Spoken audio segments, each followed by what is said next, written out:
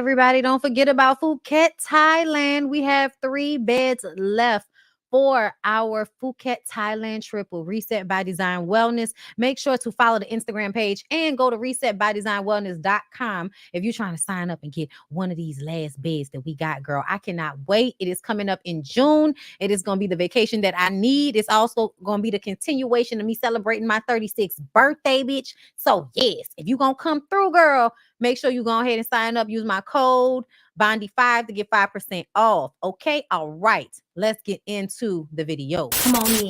Come on in. Come on in. Not come on in. Not come. Sorry, y'all. Y'all know I'm weird. Whatever. Hey everybody, what's up? It's your girl BondyBlue. So let's go ahead. Let's go ahead. Hey everybody, what's up? It's your girl BondyBlue. Okay, follow me on Instagram and let's get into the video. Right. All right, y'all. Hey. Listen, let me give myself an applause, bitch, for your new award winning YouTuber, Boss Babe 2024 YouTuber of the Year girl, BondyBlue.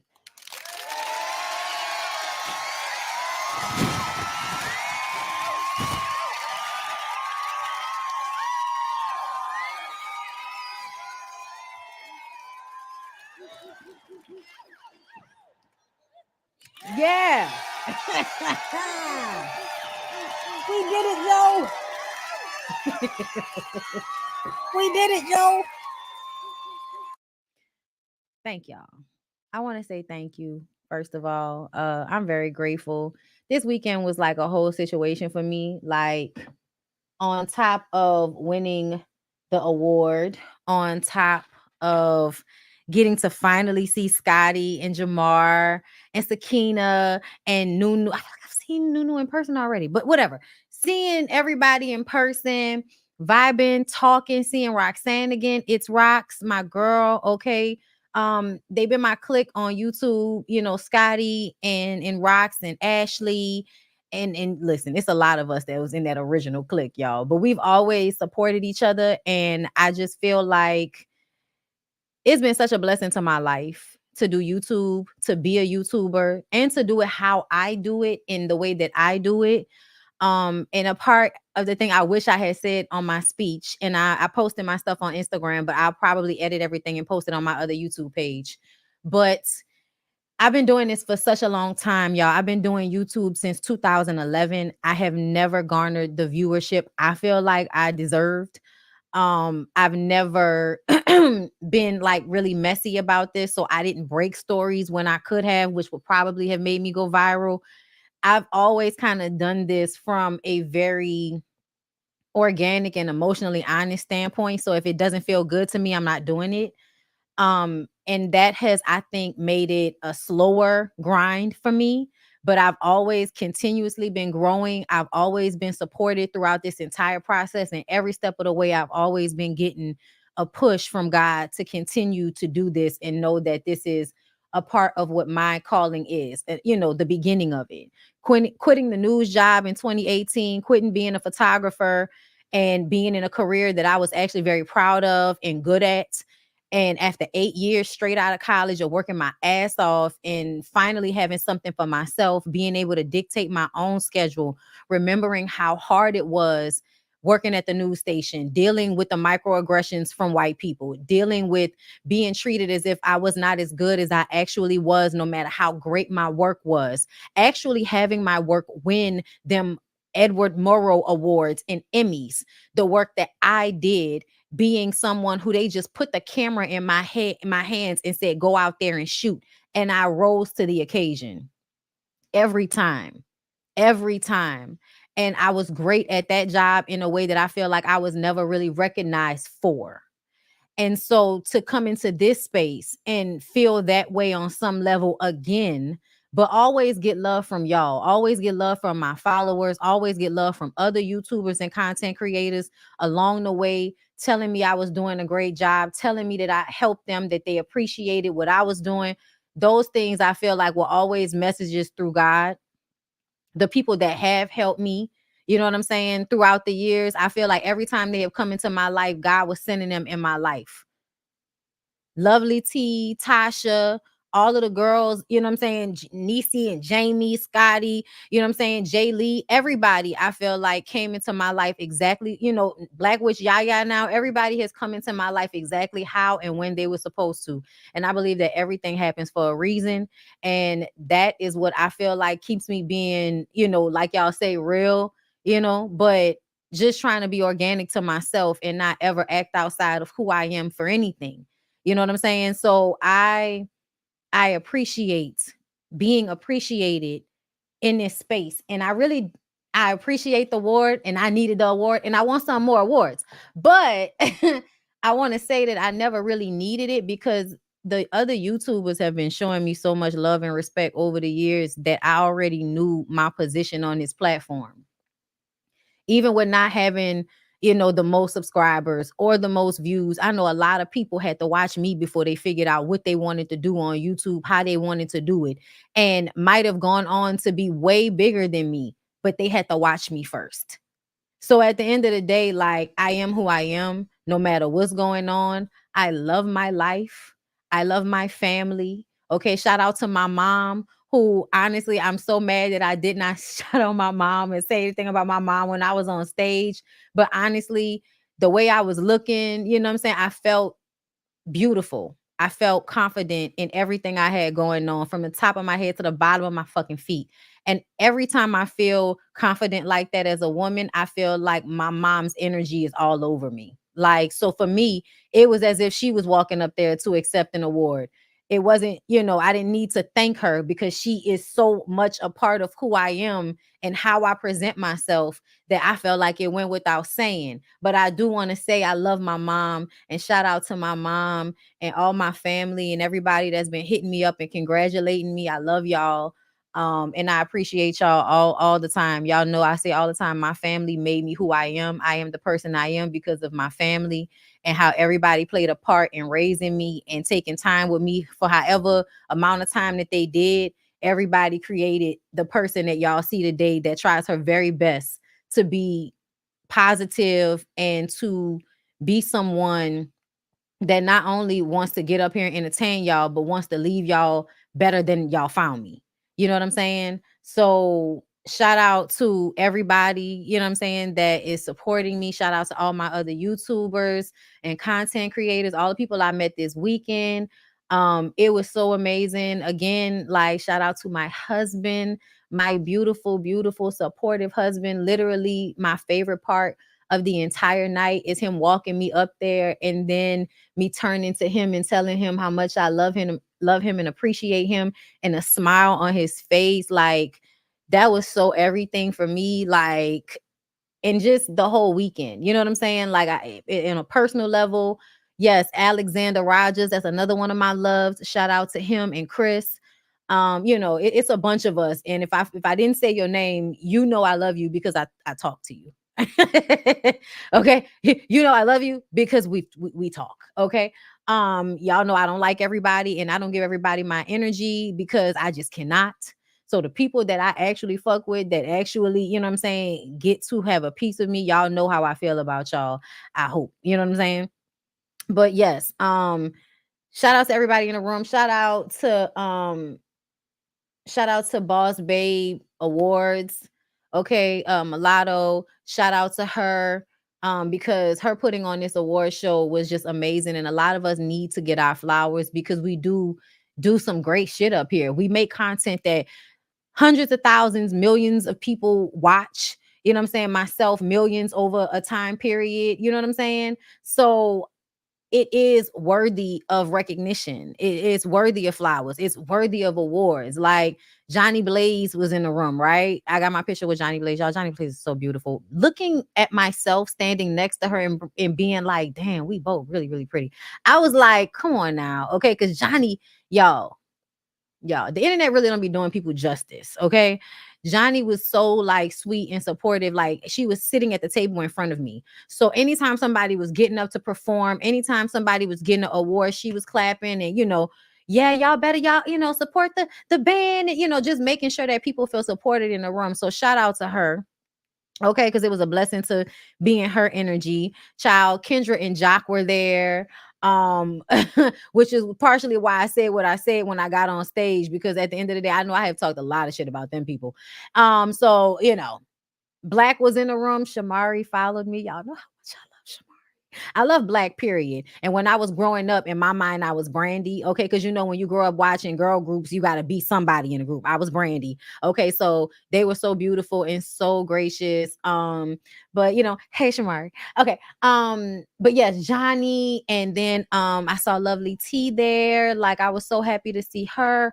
Um, who else?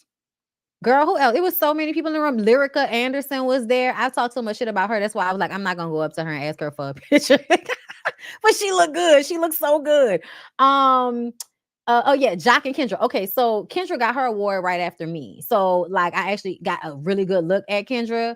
Y'all, Kendra is so fucking beautiful. I feel like television does not do her justice. Like, no, seriously. Television does not do Kendra justice, because I was like, damn, Kendra pretty as fuck. Like I ain't never seen a lady or nothing like that. Okay. Jock was looking like an Arabian millionaire. You know what I'm saying? Like, it was very, it was funny. Okay. But shout out to Mulatto and her wife and their whole team and everybody that hosted. Just Brittany did an amazing job. Kim Barbie, everybody, they did such a great job making everybody feel, what I'm saying, special when they walked up on the stage. And I think that's the most important thing, is that, everybody's been grinding really hard. Like, just Brittany and Johnny and Lyrica, like, these are people that grind hard. Fuck, I mean, Jack and Kendra, of course, but y'all know what I'm saying. Like, these are people that really work in music, and they never give up on their art, no matter if they are, making it big or not. They gonna keep applying pressure to what they feel like they should be doing. And I really, really appreciated that, because people don't give you your flowers, and you be deserving them motherfuckers for just merely not giving up and continuing to do what you're supposed to be doing. You know what I mean? So shout out to everybody. I had fun. Shout out to the Brooke Ashley. Whatever. Shout out to everybody. I had fun. Okay. Okay, Boss Babe. YouTuber of the year 2024. Okay. Yes, it was a good time had by all. Okay. And shout out to my homegirls, y'all, because in real life, I was a winner already, because me, Lyric, Kima, and Jasmine had the most amazing time together. And I just loved it. Like, it's a whole thing to be like emotionally connecting with people and having a good time. And y'all, I have been traumatized by girls' trips. So shout out to my husband. Okay. Um, because we just had a great time. We had a great time. We had a ball, and I think we killed the Drea Kelly challenge. Okay, bitch. I think we killed the Drea Kelly challenge was funny until we did it. And then that shit was sexy as fuck. Okay, whatever. Listen, I said what I said. Okay. Girl, it was a lot. Thank you, Tommy G, for the super chat plan on applying for the background of P Valley. Listen, I need to. I need to. I'll definitely, please let me be a bartender that just walk around in something raunchy, say something crazy every now and again and twerk. Please, P Valley people, I wanna do it. Hey Scotty, it was beautiful. The support amongst us was amazing. No, for real. It really was. It really was. I love you. Let me see. Who else said something before we start getting into these topics? Thank you, Desiree, for becoming a member. Oh, we got my booze in the room. Hey. Thank you, Black Witch yeah, for the super chat, the award-winning YouTuber BondyBlue. Yes, listen, honey. Okay. Y'all, if ain't nobody gonna support that girl, it's Jasmine. Okay. People was all like, is that Black Witch yeah in the comments? I'm like, where y'all been? Where y'all been? Jasmine said, y'all, we coming up on our 2-year anniversary. Where have y'all been? Sanisha, thank you for being a member for 3 months. Best day ever. Finished my work day with Mims Only Live. Now cooking dinner with Bondy. I know that's right. Listen, we had a good time in the Members Only Live. and somebody tried to come in there calling themselves Carlos King being messy in my members only live. I don't know why they did that. Anyway, Crystal Mabone, thank you for being a member for 10 months. When I tell you I had all my girls go vote for you, they are new fans of yours, Bondy. Oh, thank you. I appreciate that. Crystal, member for 57 months, my girl. So when you enter this live, hit the like button. This is an award winner with more accolades to come. Like the video. People, listen, let them know. Let them know. Okay? Because that's what we're on. But y'all are in the room now. Thank y'all so much for being here. Like the video. Okay? And let's go ahead and start. So I didn't even make a list, y'all, because I was just like, you know what? We gonna get into some things and just we gonna see how this go. I hope everybody is okay with that. All right. So let's see. We did discuss Amanda Seales, right? This is the video of Amanda because really what happened is y'all know she went on Shannon Sharp. She was being super duper honest and real about everything, except for when it came time to be honest about whether she had been diagnosed with autism. She said there have been. I clocked it. I was like, oh, we talking around something. But I also said in my members only live, I understood why, because Shannon had already started the interview trying to undermine every experience that she gave. So I'm more than sure he was going to negate her experience when it came to diagnosing herself with autism. And I mean, just based on some of the research that I've done, people say they self-diagnose autism all the time because the signs are somewhat obvious once you know what the signs are. Also, I feel like once somebody has already went through all of the levels of schooling, it's probably like there's no point in paying to get diagnosed because a lot of times kids get diagnosed so that they will be able to handle their schooling in the way that will be most effective for them. So being diagnosed so that you can then know how to deal with that specific diagnosis versus somebody that's already grown and they did all of this shit. So now I just know why I don't pick up social cues and why I may not always have the societal face that everybody wants me to have, because please understand that most of us just learn how to code switch and how to become chameleons in different environments. Some people call that fake, a lot of other people call it code switching or just being able to read a room. Okay, some people can't read a room, girl, and sometimes Amanda may not necessarily be able to read a room. And that can be a signifier of someone having autism, because sometimes when people are highly functioning autistic, highly functioning and autistic, they can be extremely smart and intelligent, but not be able to deal with people very well because people require like emotional understanding, social cues and shit like that that they just can't pick up. You know what I'm saying? That's why they may not make eye contact.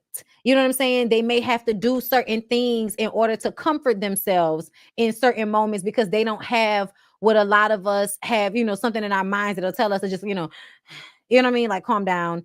Some some people don't have that. Okay. So I definitely understood why she handled the conversation in the way that she did. Okay.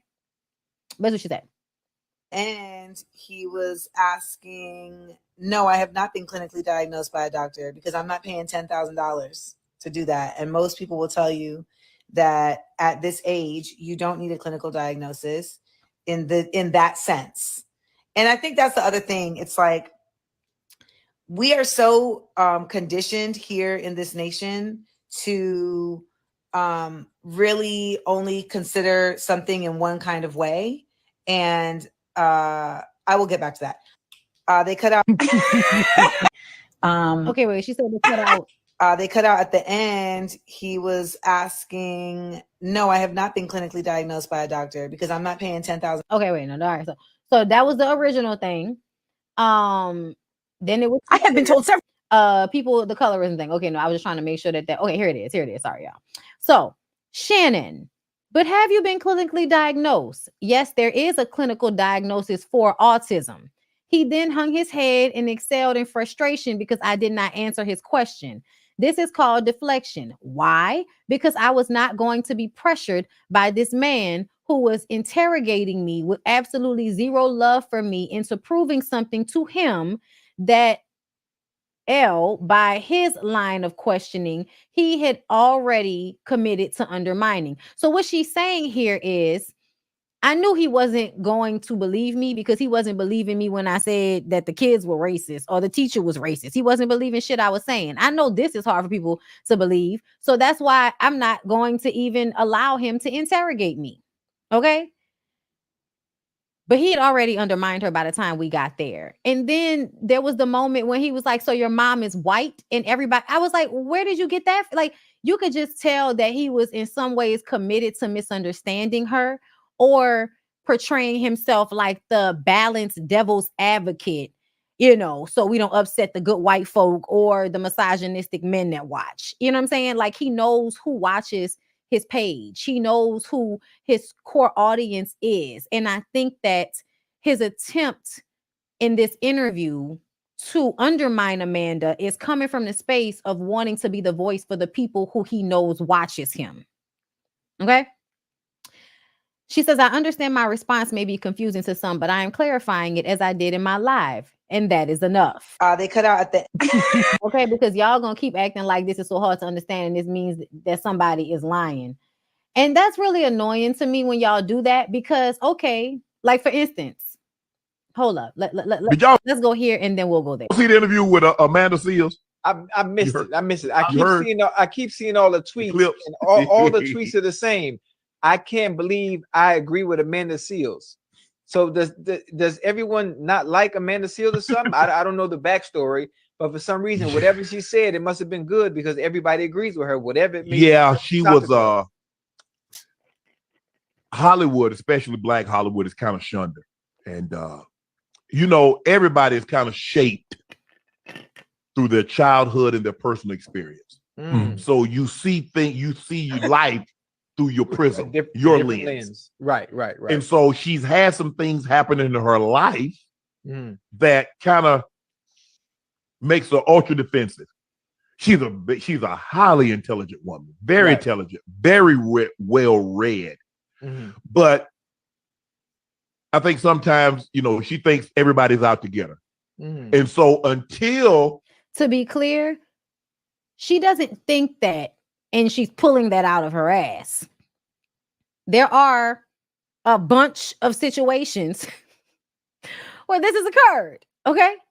To be very clear, the party situation, I don't care what y'all talking about. That shit was uncalled for and unnecessary. The Black Emmy party shit, that was unnecessary. That shit was fucked up. Lady ain't did nothing to nobody for that to happen. And ain't nobody told us that she didn't did something, you know, for that to happen. When he said that she was highly intelligent and all of that shit, I feel like I need to put her in this box, because y'all do like to beat women up who lead with their intelligence. Black men, y'all, some of y'all, not all of y'all, but some of y'all. Until she's comfortable with you, she's gonna keep that guard up. As she should. She's gonna keep the guard up. As she should. Why the fuck should anybody not have a guard up with strangers? Because I asked her for a hug earlier. She's like, nah, I don't hug. I asked her, I said, give me some doubt. She ain't want to give me no doubt. Because I don't know you yet, nigga. And I've seen you on TV. I've seen you on the internet. I'm not going to do none of that fake shit until I feel comfortable. I don't understand why there's something wrong with that. I don't understand. But once I told her, I said, Amanda, this is a safe space. You can tell your story. Right. It wasn't a safe space, Shannon, because every time she said something, you argued with her about her perspective.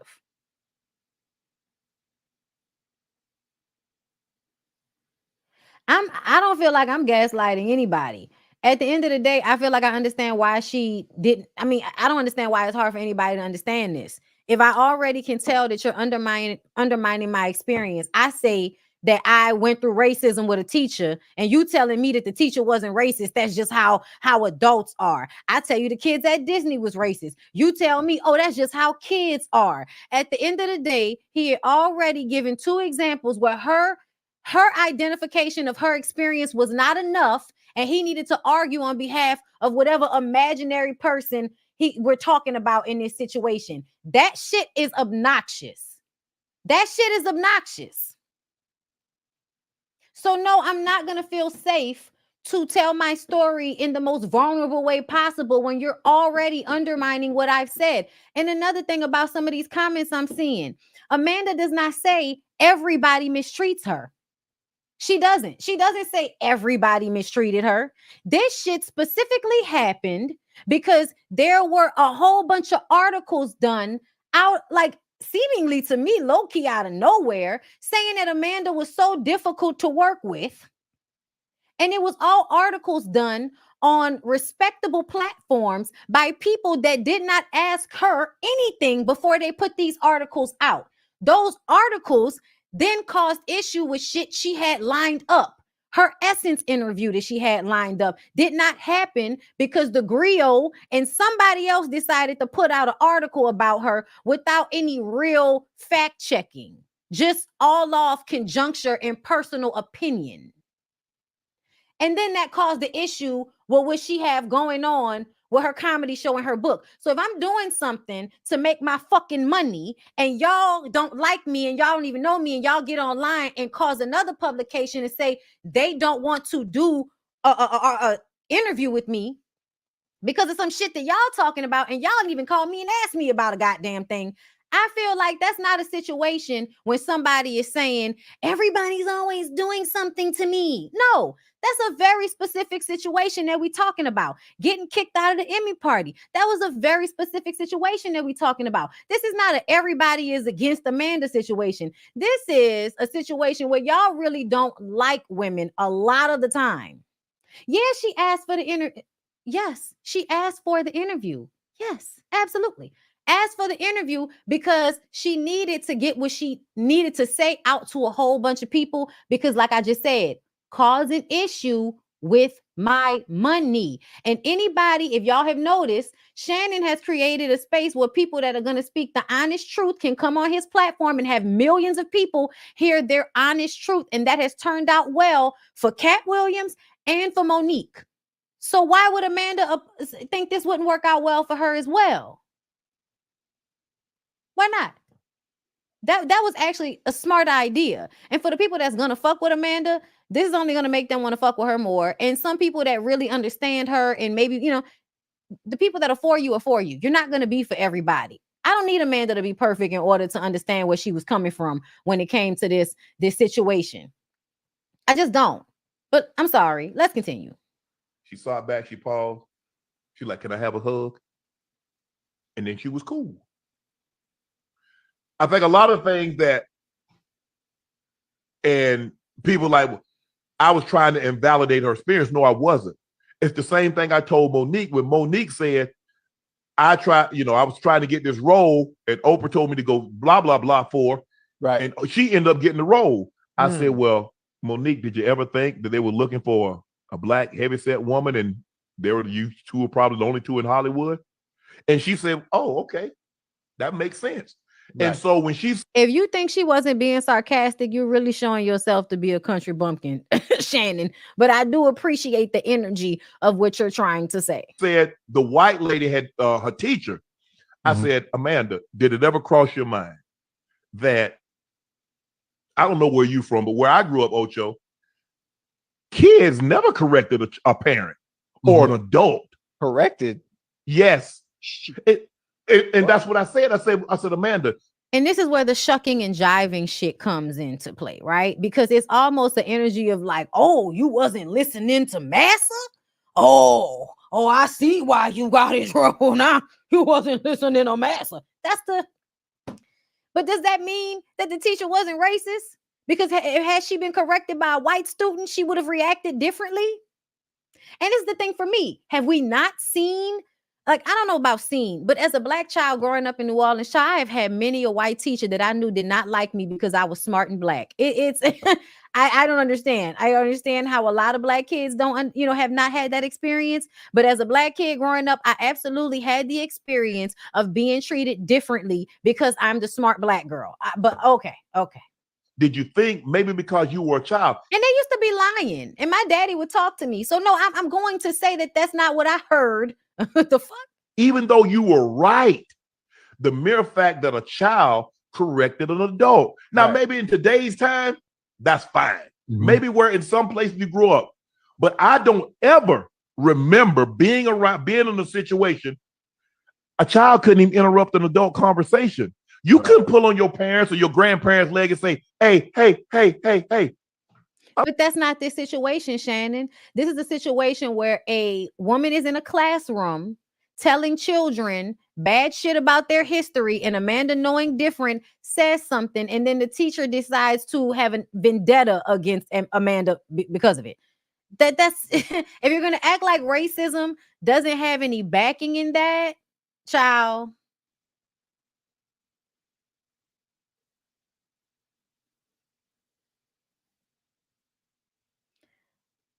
Girl, I'm like, huh? I'm sorry. I remember when Amanda talked about Myron, she never said his name. She said he put her in an uncomfortable situation. And then stories from other women came out and said he'd done worse. And she just said, oh, y'all remember when I had said this? That's who I was talking about. It was other women that accused him of assault, if I'm correct. She just said she had an uncomfortable experience with him, confirming that he was a creep. And she never said his name. So I think it's really weird that y'all use that to try to act like Amanda Seales has not been like a proponent fighting for Black people, period, throughout a lot of her career. Like it's weird. It's weird. Who gives a fuck if he was guilty or not? I shared my experience of him. That doesn't mean she lied about her experience because he wasn't found guilty of something. Are you crazy? All right, I'm done. No, so that's what I was saying. I said, maybe Amanda, it wasn't racism. Maybe it was the fact that a child was correcting an adult. But why is that even necessary when what we're here for is to hear Amanda's version of her story? But that was her experience. That's what, and like I said, I mean, that's how she felt about it. But I enjoyed the interview. I enjoyed it was a good interview. Talking to people. Yeah, I mean, everybody. And I try not, I do my research, but I try to go in with as clean a slate as I possibly can because I don't want what someone else has said about her to influence what I think of her. Right. But you do. Yeah. I'm going to come up, I'm going to ask the questions. And then at the end of the day, hopefully when she sees it, she'll be pleased with the finished product. But I ain't got no problem with Amanda Seales. She was great. She's very funny. She has, and I do believe some of the people have done her wrong. And I think a lot of, because that's what you deal with. We all go through it. Okay, then. The fuck is we undermining somebody's experience for if we know this is something we all deal with, we all go through? That's all. But this is what y'all have to understand about Shannon Sharpe. Shannon is coming from his own bias. He's coming from his own, I probably want to seem as least bothersome to the white folk as possible. Like there is a level. Do y'all remember when Monique said, you know what? I didn't like the way Skip talked to you. That was because Monique wanted to call him out on how he let that white boy play with him. So just because you about to let people play with you don't mean I'm going to let them play with me. Y'all don't understand sometimes the shit that be going on underneath what people be saying. But that's what the fuck Monique was saying when she went on his show. Kat also had moments in his interview. The moment where he said that your unnecessary allegiance to losers is not like you. Remember when he told Shannon that shit? He checked him too. And that's because everybody already knows that Shannon has a bias, which is why he plays devil's advocate in the first place. And that is Black athlete shit.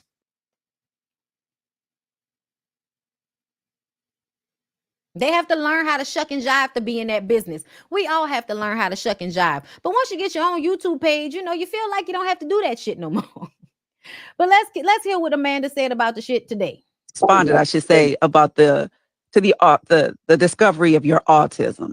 But what do you want people to either know about autism or the fact that you recently discovered that you have autism? There's a lot of talk about whether or not the diagnosis was clinical, or what would you like to say about that?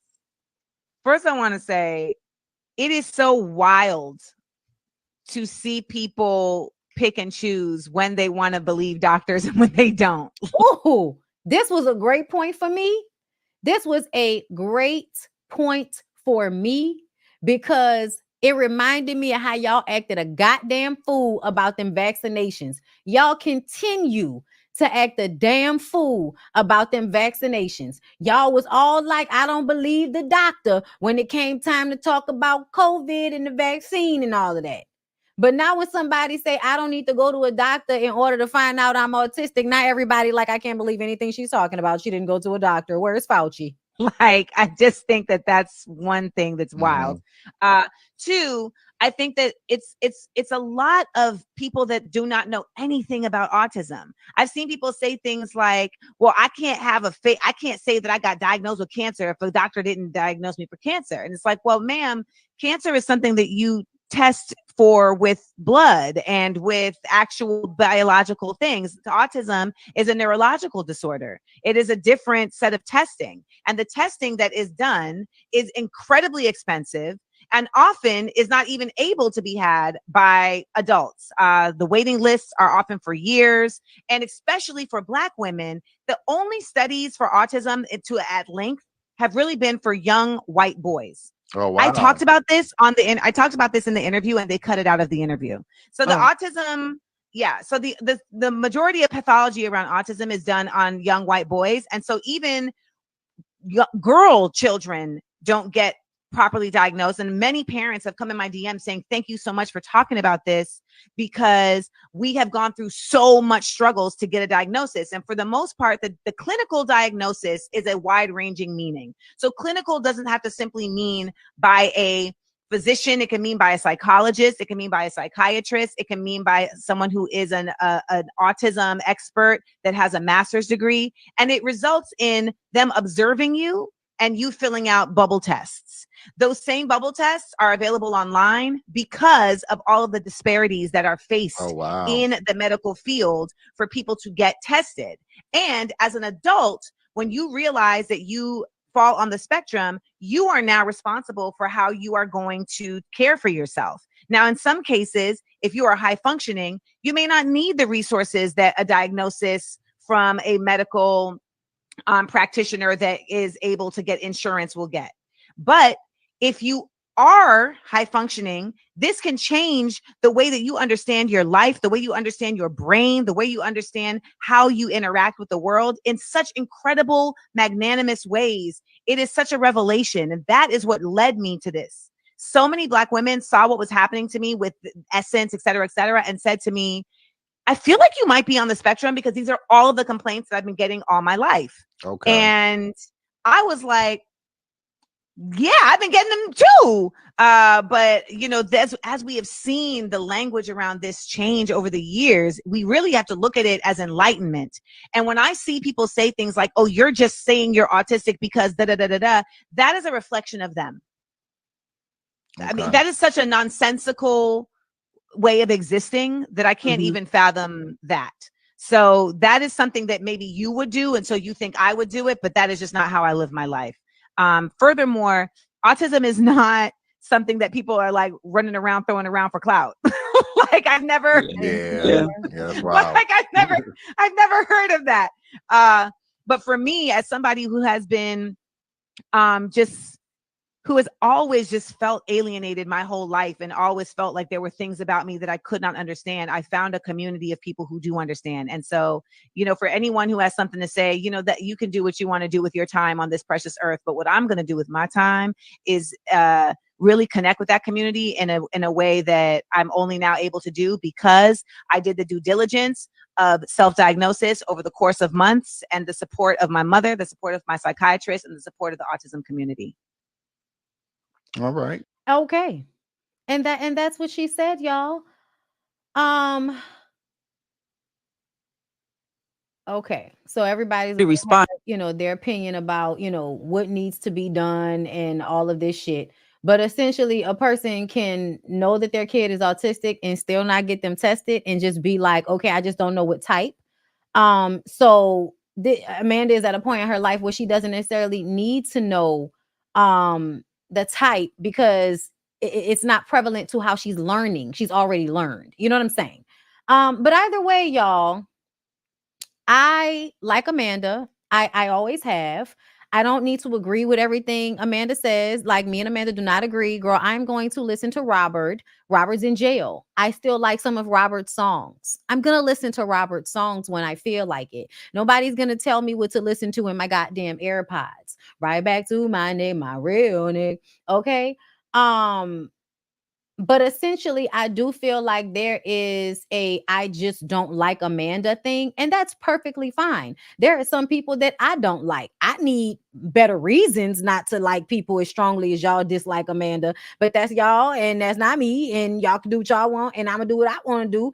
And I like Amanda, and so I feel like people are low key just trying to act as if she's lying about what she's saying simply because they don't like her and they want to discount her experience, which was the issue in the whole interview, was her experience being discounted. It's the same thing as what happened at the Black Emmys party. So as a Black woman who feels like I have been through that same thing a bunch of times, I don't like doing that to other women if I can see to anybody really, if I can see their point of view. If I can see your point of view, then I'm not going to undermine your experience simply because I don't like you or for the sake of doing it. Okay. So if that's what y'all want to do, that's y'all business.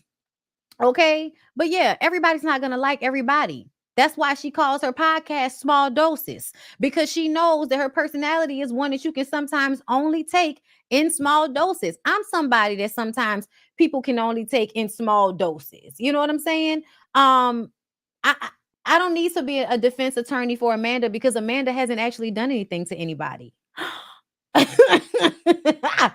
Which is the thing that I wish everybody would peep, is how y'all really refuse to like see how y'all be mad at people that haven't really done anything like that to anybody, at least not publicly. I'm sure she's been a bitch. I'm sure she's been a bitch to people. I'm sure. Like, everybody's a bitch to somebody at some point in their lives, but when you're famous, you're not allowed that. You know what I'm saying? Girl, I don't know why they insist on misspelling my name. I don't know what that's about. I don't know what that's about, girl, but that's how they be. Child, even people in here telling me that they don't like my show and all of that type of shit. Girl, I don't know what to tell y'all. Okay, but I'm gonna Zoom meet. Girl, I'm an award-winning YouTuber today, girl. I don't give a fuck. Thank you, Candy C, for becoming a member, my love. Lawrence J, thank you for the super chat. Congratulations on the award, Bondy. I expect you to be on Housewives once Andy is ready to cut that check. Child, I can't let y'all in my business like that. I'd be trying to stab y'all through the internet. Lady T, thank you for the super chat. Congrats on your award, love. Well deserved. Random, but you're over. You were over of that sexy red video live. Hold up, but you're over of that sexy red video lives rent free in my head. Child, I'm trying to remember what you're talking about. Just type it. I'm gonna find it. Shayna Martin, thank you for the super chat. Congrats, Bondy. I like Amanda, but she tends to be the wrong party in every situation. Is that the case though? Like, is that the case? Like, is there like a whole bunch of situations like where she's this wrong person? Like, I'm just trying to understand like how many situations are we talking about? Because the Black Emmy party is one thing.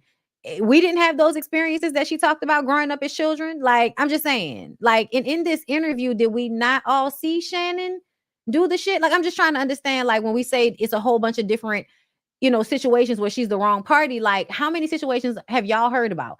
As a huge fan, I have never heard her sound introspective. Really? Y'all haven't heard her sound introspective? Y'all don't listen to her podcast? I feel like this whole autism thing is an introspective thing.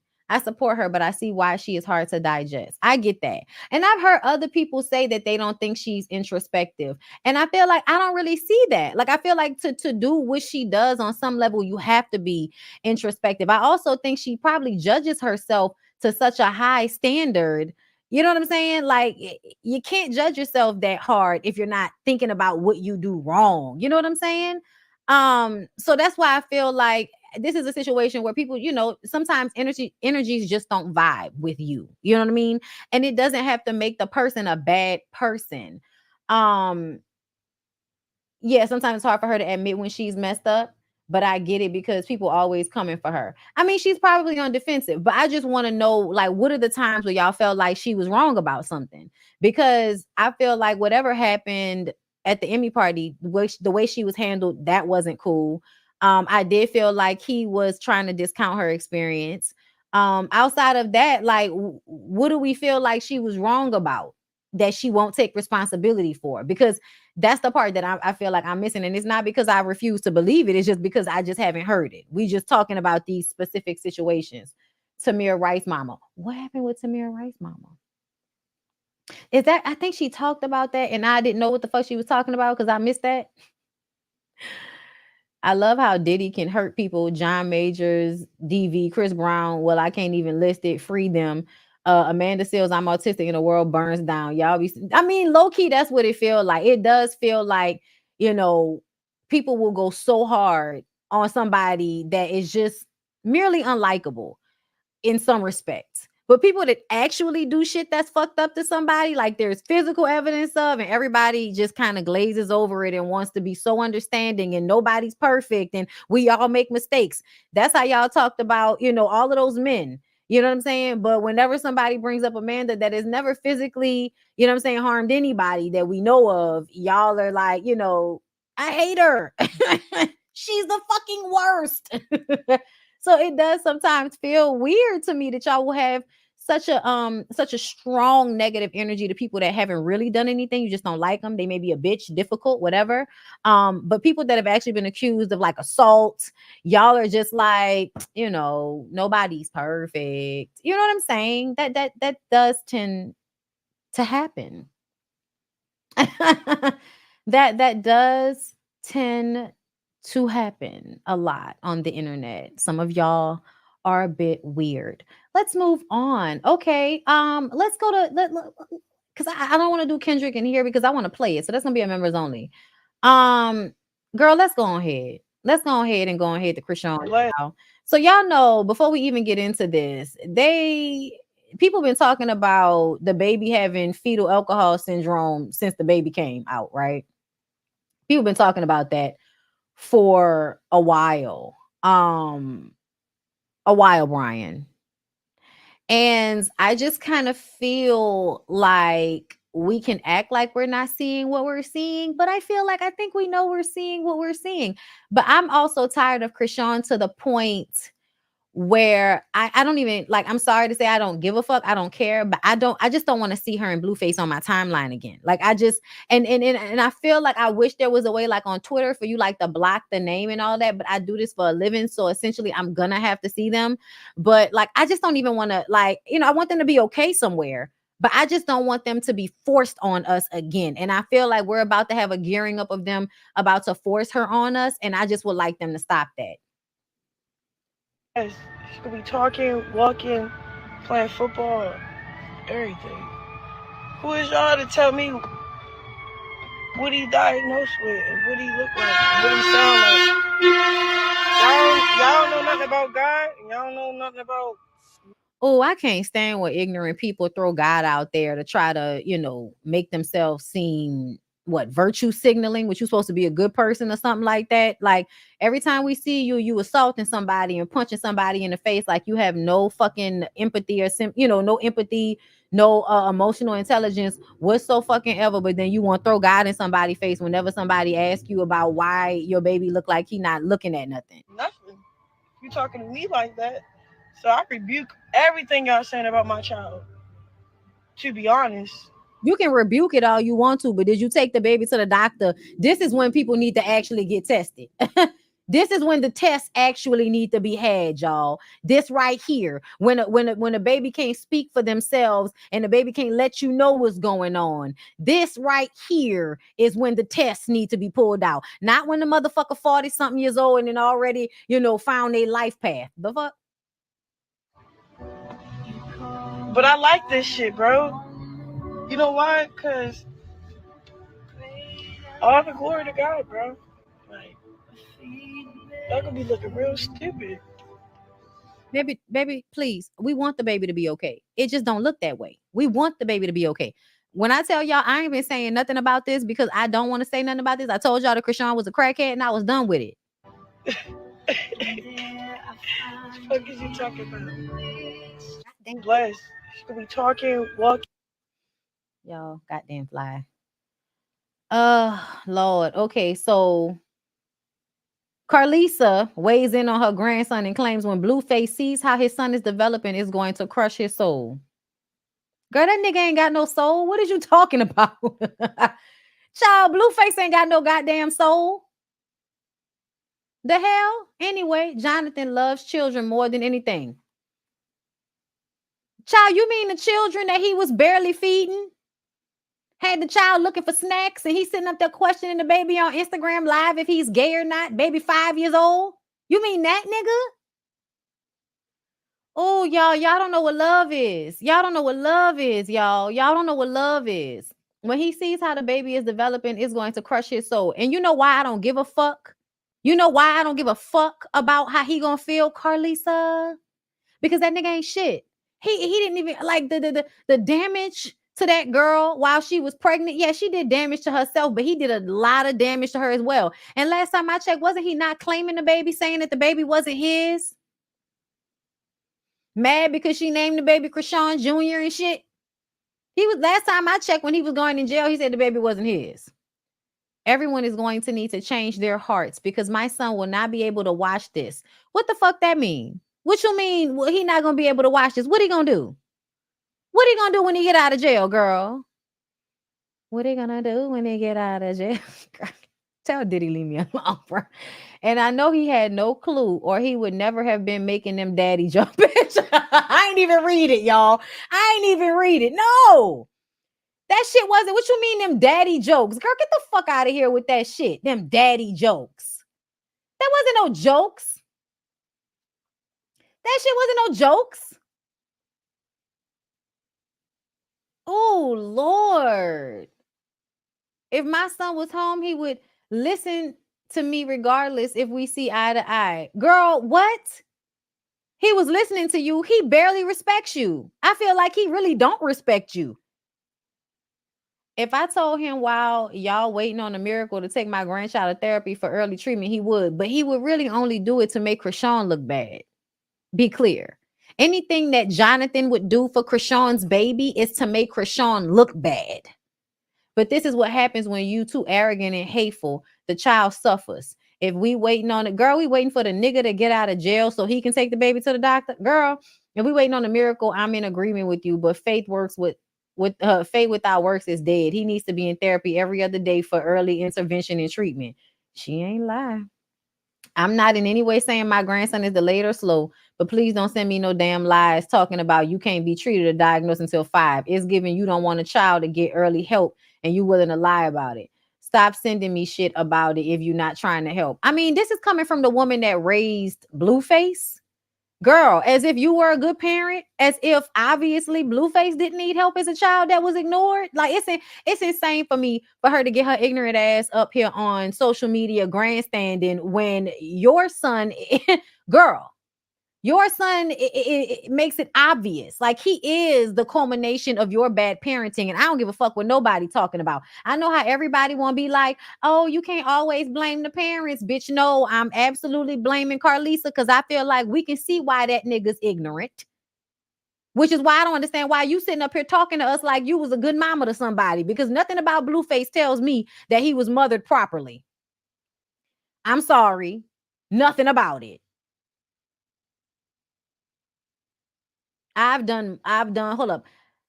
I've done months doing research. I don't know, months doing research, talking to actual doctors to prepare myself for anything way before this because my grandson was born premature at just 5 months. Now I'm asking again, please leave me alone about Junior until his father gets home. Until his father gets home, like that nigga really gonna be the saving grace. Yes, please get him all of the physical therapy he needs. Also, you can emotionally abuse the child and act a fucking fool arguing with his ignorant ass mama. You know what I'm saying? Like he's gonna be the savior. Girl, bye. Junior, Told y'all. Very much so. Look at the eyes. Don't I look slow and everything. Do it again.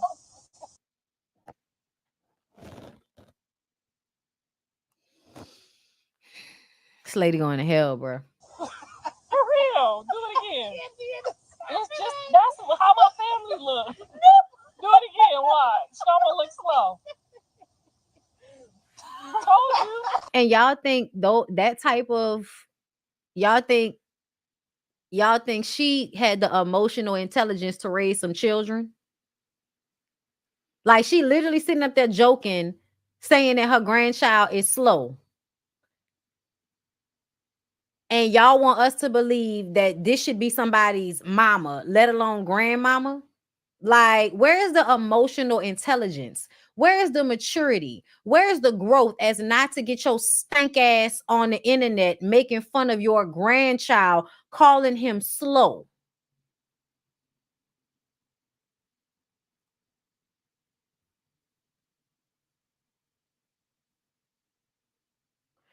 Girl,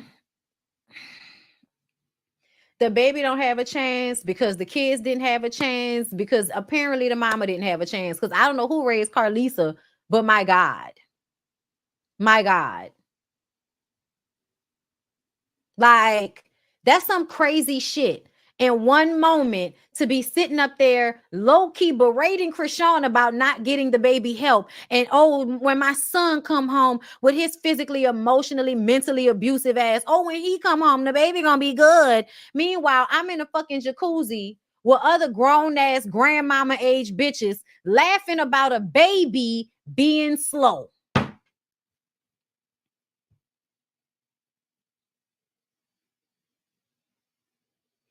Girl,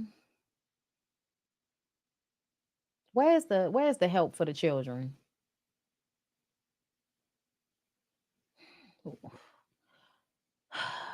Y'all. I'm at a loss because you can call me whatever the fuck you want to. That's not some shit you do as far as I'm concerned. That's not something that you do. That should not be considered okay. Stay the fuck from around me if you think it's cute to be on Instagram live, grandmama pussy age, laughing at your grandbaby possibly being slow. Girl. So let's move on to Suk. At this point, I don't want to pay no 20, 30,000 for no teeth if I can't eat crab legs. Bitch, where's my tooth? Like, where is my tooth? Why would I? Crab legs? How I can't eat crab crawl? And at this point, I feel like bitches is hating. Because where's my tooth? What y'all stolen? Y'all stealing teeth now? I got shows to do. Who stole my tooth? I'm in Oakland. What's going to happen with my teeth? The fuck? Y'all, did they ever find the tooth? I'm sorry, y'all. I want to know if they ever found the tooth. Did they ever find the tooth? Yeah, that's why you gotta just go to the dentist and make sure your own shit good. I'm saving up so I can go get my shit bleached by my dentist. That way it don't hurt.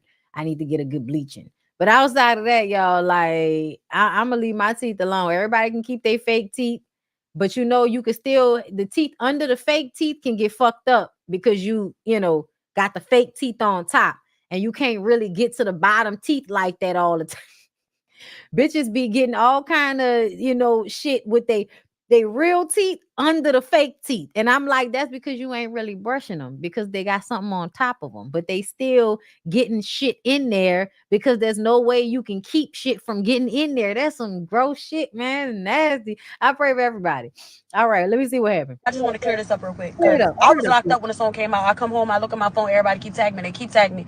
And they tagged me too. They said JT was trying to diss me in a song or so she said in the song, broke her cheap ears on some crab legs, and she always been talking shit. I did. Now we all know I done broke my teeth on some crab legs. I love crab legs. That's normal shit. I ain't have to post it. I post it because I'm a real bitch and I live in my truth. But I don't talk shit about.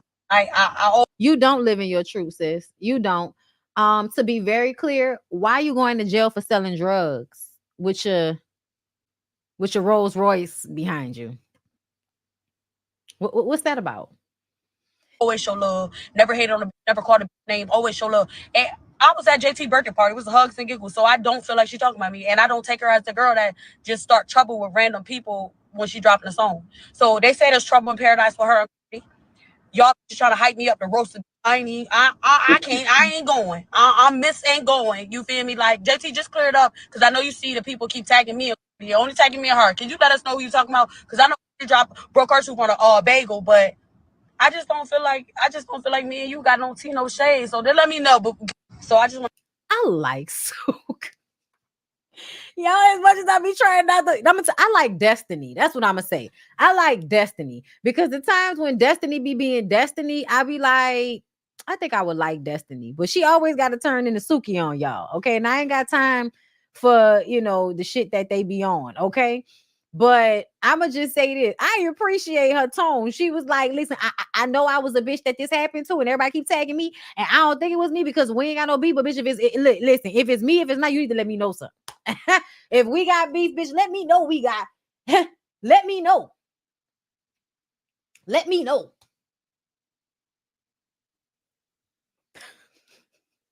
Shit. Oh Lord. Girl, I wasn't ready for her to be really in my face like that with no toot talk. Oh Lord. All right. Let's move on, y'all. Let's move on. Hold up. So y'all, why Tamar always starting with people? Tamar, Cowboy Carter came out some weeks back. Beyonce's new album. What do you think about her moving the country?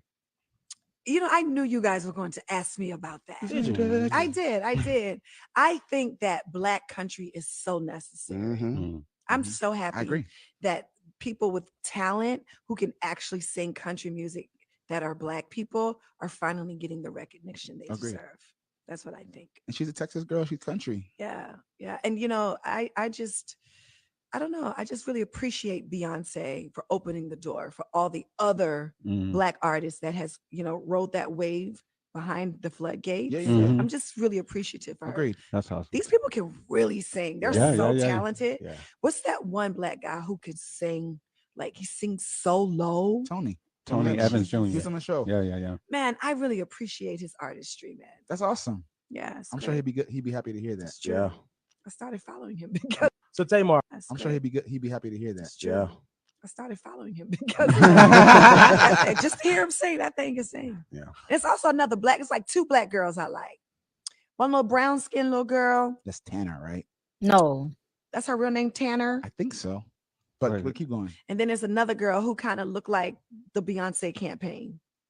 No, that's Tanner. You know what I'm talking about? Tanner looks like the Beyonce campaign. I can't remember her name, but yeah. She's talented too. We'll figure it out. But I appreciate it. Because I feel like the brown skin girl she's talking about is the other girl whose name I forgot. Like it. Because it was a couple of people who should not have been singing. Okay, wait, hold up. My bad. Country Black music that was awful. And it was concerning for me. Care to mention a few? No, but you know what I mean. I'm not trying to be funny. Yeah. I'm not trying to be funny. It just didn't sound good. Yeah. And you got to make sure if you're going to step into a new genre of music and represent us, that you gotta represent. You got to be right. I'm sure he'd be good. He'd be happy to hear that. Okay, so here's my thing. I know that she did not say K Michelle's name, but when she said, you know who I'm talking about, I was just like, Raina. Yeah, Raina is the brown skin girl. That's who I felt like she was talking about when she was talking about the brown skin girl. And Taylor is the one that looks like, Tamar is an internet thug. Tamar said some other shit that I wanted to talk about. But I was just kind of like, I don't know who else she could be talking about. As the interview continues, Tamar names a few Black female country artists that she is starting to listen to, but then go say, because a couple of people who should not have been, da-da-da-da. Okay, yeah. I want to know who else she could have possibly been talking about besides K. Michelle. It seemed like you was absolutely trying to shade K. Michelle. And if that's who you was talking about, I'm not being funny. Bitch, you had to be being funny. Because if there's anybody that can sing country well as a Black woman, it's K. Michelle. Monica? Girl, when did Monica sing country? When the fuck did that happen? Girl. She knew what she was doing being messy. K. Michelle said, how many times are you going to keep calling for something you can't handle upon its arrival? Huh, Janice?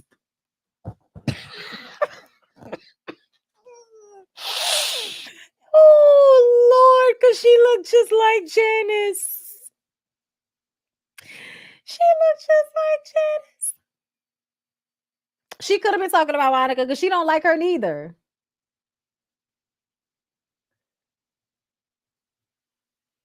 She don't like Monica neither. Child. I cannot. It's messy. It's messy. And I'm going to say, this is what I'm going to say. At this point, Tamar, put a motherfucking name on it. At this point, put a motherfucking name on it. Put a name on it. Because I'm tired. I am. I'm tired, Tamar. Because you always doing this. You always getting up here with the foolishness. Say what it is then, bitch. If you're going to be all nutty with it, you know what I'm saying? If you're going to have big black balls about it, say what it is. I'm mad that I didn't save the other one. Hold up. I'm mad I ain't saved the other one because she said some shit about Candy and Todd again, talking about they know what they did. Girl, them people didn't do nothing to you. Acting like Todd rolled up on. I still don't believe that shit. I don't care. I still don't believe it. Whatever. Todd tell everybody you know what it is. He tells everybody that, bitch. That's just his go-to saying when he in high stress situations. You know what it is, man. Let's go. Anyway, let's move on, y'all. I don't know who the fuck Tamar was talking about, but next time, exactly. Put a forward in address, bitch. Put an address. Put a name on it. Okay? Because I'm tired. Anyway, y'all, more on Porsha and Simon Guobadia. It appears Porsha thinks Simon is out to ruin her return to the Housewives of Atlanta by dragging the show and its producers into their nasty divorce battle. According to legal documents obtained by Radar Online, Porsha says Simon's demands for copies of all her communications with Real Housewives of Atlanta producers, including her contracts and financial documents, is annoying, harassment, and oppressing. Yes, it is. It absolutely is. She says he only wants this info on public record in an attempt to threaten her reputation, career, and ability to earn income. We previously reported that Simon didn't want producers filming in his Georgia mansion that he's been trying to kick Porsha out of, noting that she has her own house she can live in. Now, she does have her own house she can live in, but I bet you his house is closer than hers, so she don't want to leave. And you married her and moved her in there, so why should she have to leave, nigga? But I'm going to tell y'all this, y'all. Didn't I tell y'all that he didn't want her on the show, and that was why she quit? Didn't I tell y'all that he did not want her on the show, and that's why she quit? I think I told y'all that, and y'all was acting like y'all didn't want to believe me. But I told y'all that shit, okay? He didn't want nobody to look closely at his ass because y'all know he always into some fugazi shit. And nigga ain't even supposed to be in the country right now. Anyway, per the report, Simon requested True Entertainment LLC, the production company behind Real Housewives of Atlanta, sit for a deposition and testify on Porsha's status and income as a cast member of 2022, 2023, 2024, and 2025. Simon also demanded all communication between his ex, her reps, and production about Real Housewives of Atlanta filming, recording, taping, storylines, and subjects involving Porsha and her relationship and divorce with him. Y'all, I don't like none of this. He aggravating the shit out of me. But this is what you wanted. Love wins. Simon has also offered a $100K award to anyone who can produce records of him cheating on any of his spouses. He said that shit, but we can really just, like, you want us to give like video evidence of you fucking somebody when y'all know good and goddamn well, unless you in a room with somebody, there's no physical evidence of it. But he playing. If I was one of the women he was cheating with, I'd be like, child, I'm the one he was cheating with. I got the text messages. Give me my $100,000 since you won't be online talking shit. Okay. It appears he's trying to protect his assets and reputation, but according to the old paperwork on him, he's committed marriage fraud and a plethora of crimes in his checkered past. Because I'm like, do we even know if that's his real name, girl? Because I feel like we don't even know if that's his real name. Like, what is really going on? I don't know how he can keep going to court. Like, this nigga, like, why this may not even be his real name. Like, what is going on? Shayna Martin, thank you for the super chat. Tamar annoys me. She throws them rocks and hides her hands every time. She ain't tired of getting dragged. And why did Candy catch a stray? Always. Keisha, thank you for the super chat. Tamar is the toughest backpedaling scary mofo, bruh. Cause you know she ain't about to fight nobody, and she be acting like she about to beat somebody up. Girl, stop. But anyway, so y'all see what's going on with Porsha and Simon Wabadia back and forth to the courthouse. Now, Candy, what you said about them? Hi, Andy. Hi, Candy. Hi, Alex.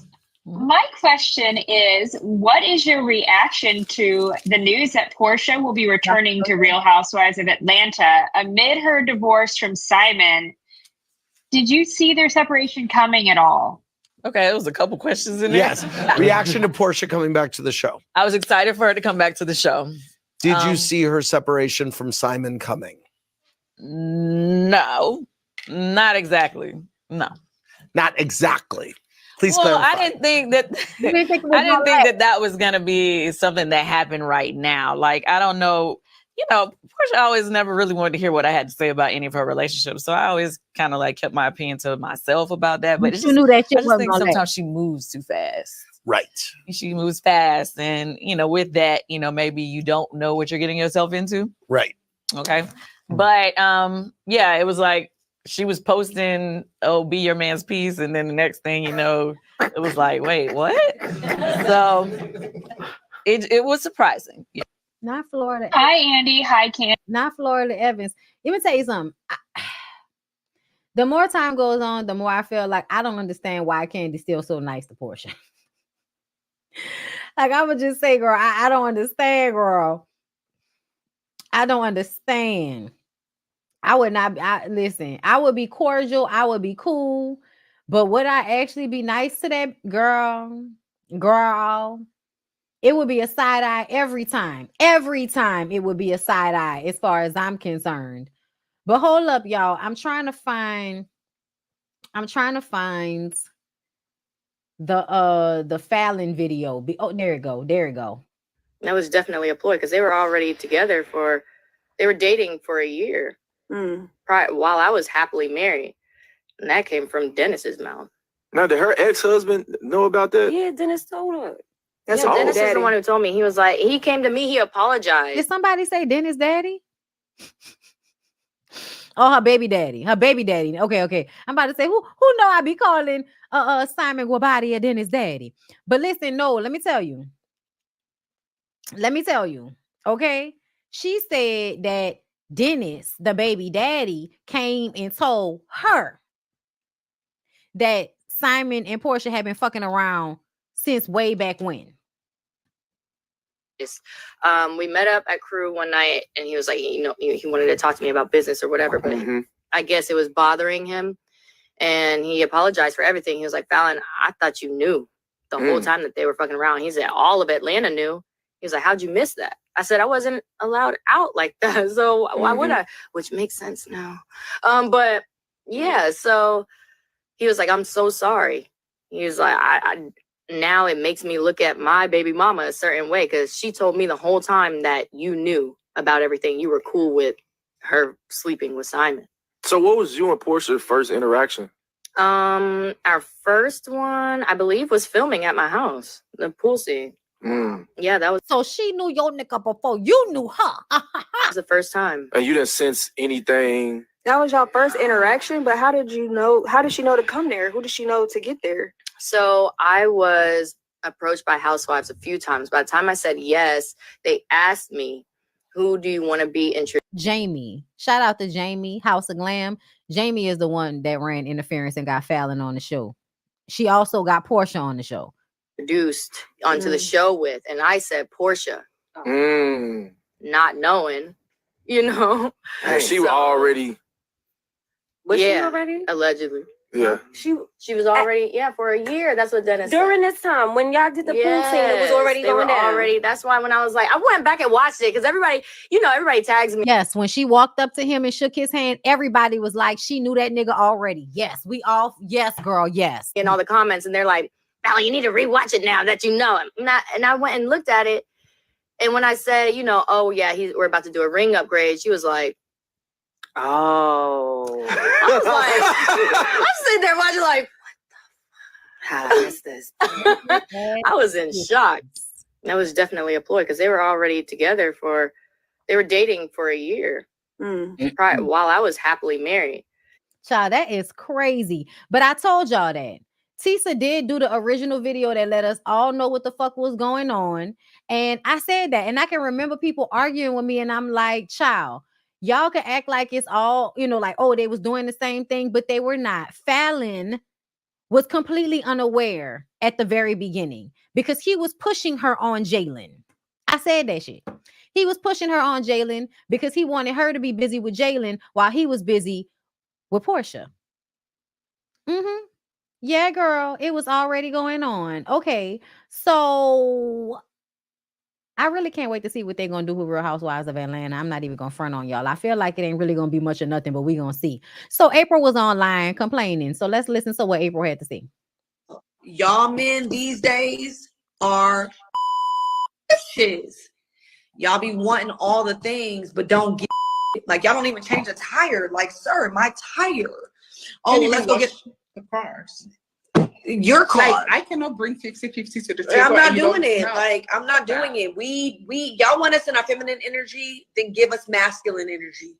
Because I feel like I'm sitting in masculine all the time to where I don't even know how to give you my feminine, and you want that. And it's like, but how can I give that? And you're not even deserving of that. That is so weird to me. Like, sir, like, grow up. Is you throwing hands? Is you not? Like, is you having real masculine conversations, or are you not? Like this? I don't know what masculine conversations are, but I would like motherfuckers to have adult conversations. Crazy. We are not living this. I don't know what this is. Yeah. I don't, because I just feel like we want more from men. It's like, y'all be wanting us to do all the things, but we do all the things. We cook, we clean, and then you still want us to show up and make you feel like good. No, we the big. You make us feel like we that. I'm not doing that. That's too much. I'd rather just. Do you know why though? Do you know why they do that? Why? Because there's some women out there that will entertain a brother that does not do anything for them. Oh, well, I don't know. That is the problem. So the point is, women, we need to do better. We need to value ourselves. We have morals and all of those things. Y'all men these days are bitches. Child, April is mad at somebody. I don't think her and Tay are together anymore. But let me say this. These niggas don't want to change tires. But here's the thing. You ain't got to change my tire, but you need to call AAA for me or something. Because I had a conversation with my homeboy, and he was fucking on this girl, and she called him about the tire, and he was like, I'm not changing. It's hot as fuck outside. I'm not changing. I'll pay for you to get the tire changed, but I'm not changing no fucking tire. And I was like, you know what? I'm not mad at that. Now, let me tell y'all, my daddy taught me how to change my own tire. And then, you know, I was kind of inundated in getting AAA. So I get AAA, girl. I call AAA. I'm not changing my own tire because I have AAA. I also have a husband. But yeah, he would change my tire if I needed him to change my tire. But again, I don't even want him to do it. We have AAA. You can go do something else. Go cut the grass, okay? Go take the trash out. Go wash the dogs, okay? Go, you know what I'm saying? Go bring all that laundry upstairs, downstairs. Do something else, okay? Call somebody else, girl. Call somebody else. But let me tell y'all this. She's not lying, but I am tired of these conversations. But we'll, like, the whole man and woman thing, we're never going to stop having these conversations because we've always been having these conversations. It's just that now we're having them on social media. But if y'all think y'all mamas and y'all aunties and all of them wasn't having these same conversations down to the hair salon, y'all are wrong, my girl. Y'all are wrong. These conversations have always been happening. And I do feel like there's a level of there is no finesse in trying to get a woman to do all these things anymore. There used to be more finesse. Me and the homegirls was having this conversation when we was by the pool. Like, it feels like men used to like actually try to finesse you out your coochie. Like, actually do stuff to help you want to give it to them. Nowadays, they don't even want help. They don't even want to do the things. They don't want to pay for nothing. Like, okay, so what am I giving you coochie for? It's an equal exchange. No, it's not. No, it's not. No, it's not. It's not an equal exchange because the niggas that you call just for dick, no self-respecting woman is paying for anything when she calling for dick. Like, no. Like, no, you know why? I'm going to tell you why. Hold on, where is it at? I'm just your dildo. That's all I can be. Ain't even charge you. Let you fuck me for free. Because at the end of the day, nobody's paying. Girl, we ain't going steady. I thought you know me. No. Thank you, Lady T, for the super chat. Your cover of the Sexy Red video. I got you. Yeah, no, I remember. But yeah, no, I was like, girl, who done made April mad? Girl, I really want to know what happened with her and Tay Diggs, but I'm gonna leave it alone. But it is a lot of like, you know, and I want people to get out of always like, you know, like the men versus women, because essentially I feel like all human beings need to have a balanced amount of masculine and feminine energy. Men need to have feminine energy because they need to be able to be nurturing at times too. They also need to have emotional intelligence too. If we're trying to like build families and businesses and shit, you need to be able to not only be in your feminine when you're being creative, because creative energy is feminine energy. So for everybody that acts like, you know, oh, I don't want my man to have no feminine energy, then you better not like not a rapper. You better not like a creative nigga in the world, because creative energy is feminine energy, whether you want to believe it or not. Okay. And masculine energy, women that always want to be in a fucking feminine. I need y'all to get over this, ma'am. You're never going to be able to just be in your feminine, because what you think is being in your feminine energy is a lot of the times, not all of y'all, some of y'all know what it really means, but a lot of y'all just want somebody to treat y'all like y'all a fucking child. That's why it's always, I want to be treated like a princess by a king. You want to be treated like a king's daughter, not like a king's wife, not his queen. You want to be treated like the daughter. That's weird to me. That's weird. Okay. Y'all got to get into being adults and being grown and not always looking to other people to parent you.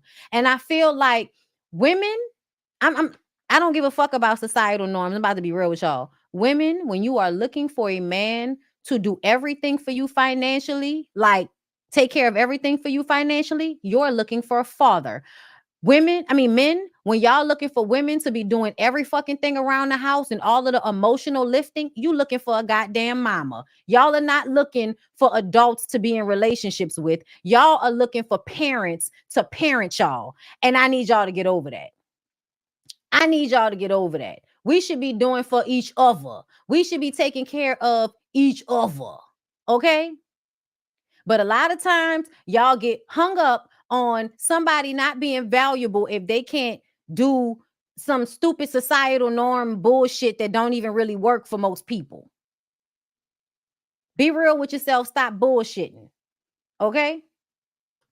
But in this society, and let's be very clear, men, your dick is not equal to an orgasm like my vagina is equal to an orgasm. To be very clear.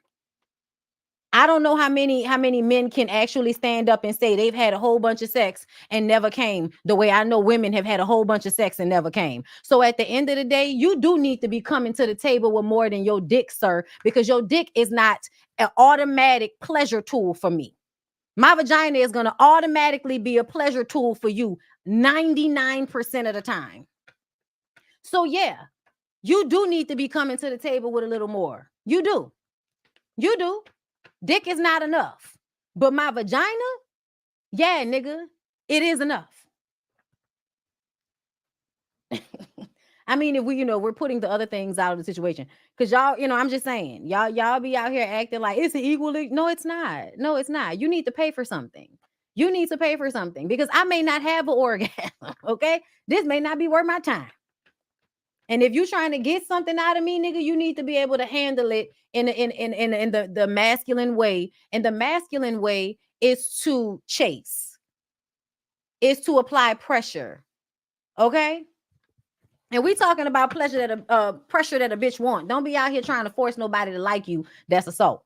Okay? And that's not what any of us are talking about. Just to be clear. I know I gotta be clear for y'all, because if not, y'all gonna be like Bondy said, and that bitch, that is not what I meant.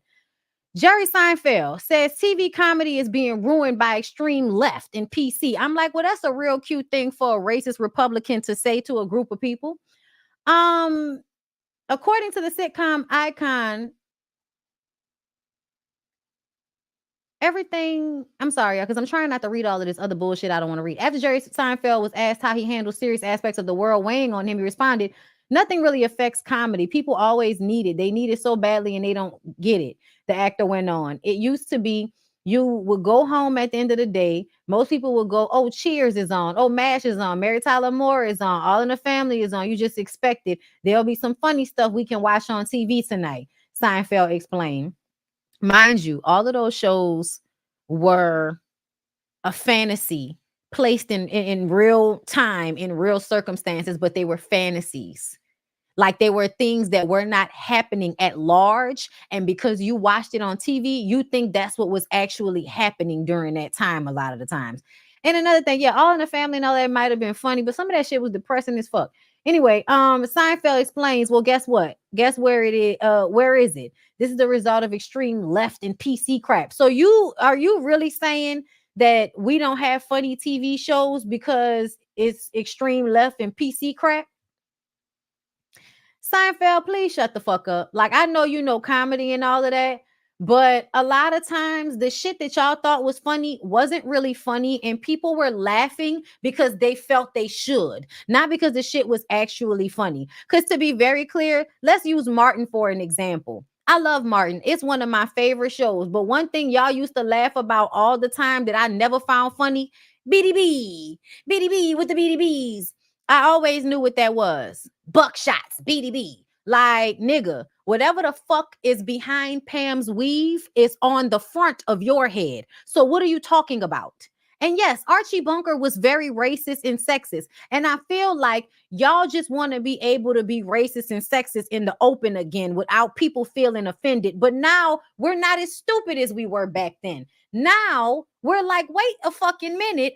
This is not funny to me. I'm sorry, y'all. A lot of the jokes that were being told that were funny when we were kids, they not funny no more. So yeah, please try to make your problematic show again and we'll see who's laughing. We'll just see. We'll see if it's funny. Go ahead and do it. Matter of fact, do stand up and let's see. Because honestly, I don't know what the fuck he's talking about. People all over social media are turning themselves into comedians / entertainers / shock jocks, saying the most crass, disrespectful, degenerate, disgusting shit they could think of. Charleston White saying shit on the internet all the time, and y'all be laughing and finding entertainment in it. So maybe you need to get off television and get your ass on YouTube or something. I don't know. But there's a whole bunch of places where you can go and find extremely offensive comedy being paid for. It's just not on nobody's television anymore, Seinfeld. Maybe you should go to Peacock. I don't know. But I'm tired of y'all comedians. And I'll never forget when somebody told me that I was stupid because somebody asked, what's a group of people that reminds y'all of the police? And I said comedians. And everybody thought I was stupid. But do y'all ever pay attention to how comedians, like for instance, when that shit happened with Chris Rock, don't nobody in Hollywood, like people like Chris Rock, but people have often said that Chris Rock is an asshole sellout. He's another one that's on the spectrum and found that shit out later in life and was like, oh, this is why I'm such an asshole. But whatever. Either way, Chris Rock has not always been the most likable comedian as the years have gone on. As soon as he got smacked by Will Smith, the fan favorite for years, now all of a sudden all the comedians are squad up and forgetting when it wasn't Chris Rock that got you a job, but Will Smith that got you a job. Everybody forgot that and was like, oh, when we see Will and all of that shit, they was talking Cash Money shit like Will had smacked the fuck out them because Chris Rock got smacked. Knowing good and goddamn well that Chris Rock would never get up and defend any of you niggas, because when Seinfeld and the rest of them white boys, Ricky Gervais and them was laughing saying the N-word, Chris Rock was sitting there laughing like he didn't give a fuck. But there all you niggas were defending Chris Rock like he would ever come to y'all defense. Y'all was acting, honestly, y'all were acting like black women sometimes, but that's not the point, y'all. That's not the point. They acted like the police the way they squad up on everybody behind that shit. And then this.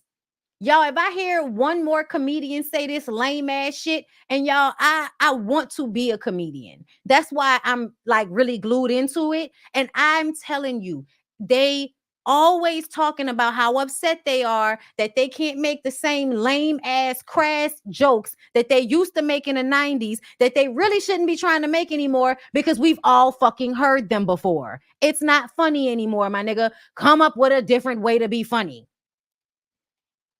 Come up with a different way to be funny. That, you know what that means? That means it's time to pivot.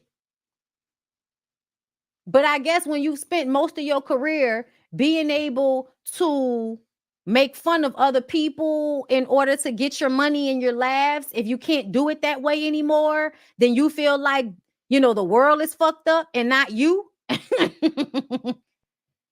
Ciao.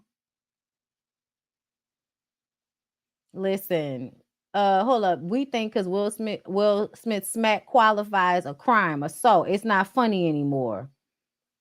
Oh, now y'all care about assault? Now y'all care about assault? The shit I've heard comedians laugh about and make fun of. Now assault isn't funny. Niggas been making jokes about smacking the fuck out people since Def Comedy Jam. Now all of a sudden assault ain't funny, huh? Well, I didn't say it was funny. I just said why y'all, you know, needing to jump and pick a side like it's Blue Lives Matter or something. You know what I'm saying? Like that's what it was giving. It was giving Blue Lives Matter when he smacked him. You know what I'm saying? Like it was just giving Blue Lives Matter, and it was just real weird how that all went down. Y'all know I didn't want for him to smack him on stage. I wanted him to smack him in private.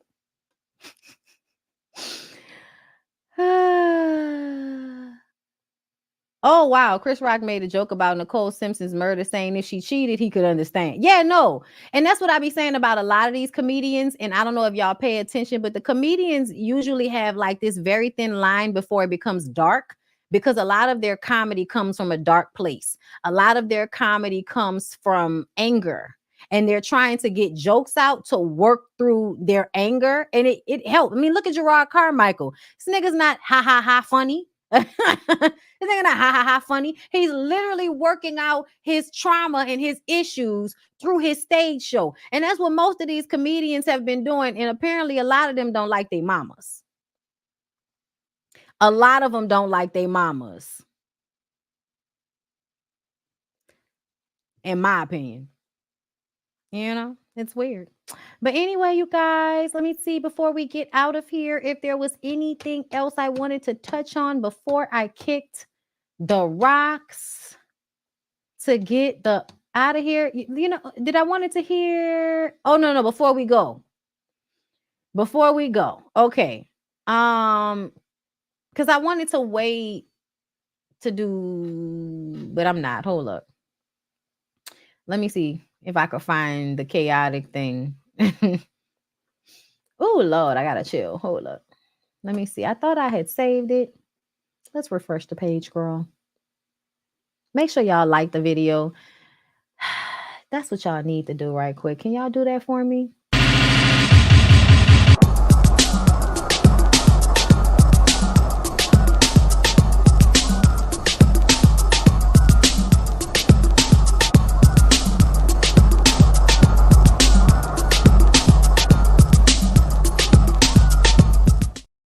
Okay, so this is what I wanted to talk to y'all about. Okay, so y'all know like Scrappy and them has something to say about Keisha and Huncho. Okay, because y'all know Keisha Cole is in a relationship with somebody's like 20-something-year-old, right? I don't know how old Huncho is, child. Somebody in the comments let me know, but I'm guessing he's at least, what, 10 years Keisha's junior or some shit like that.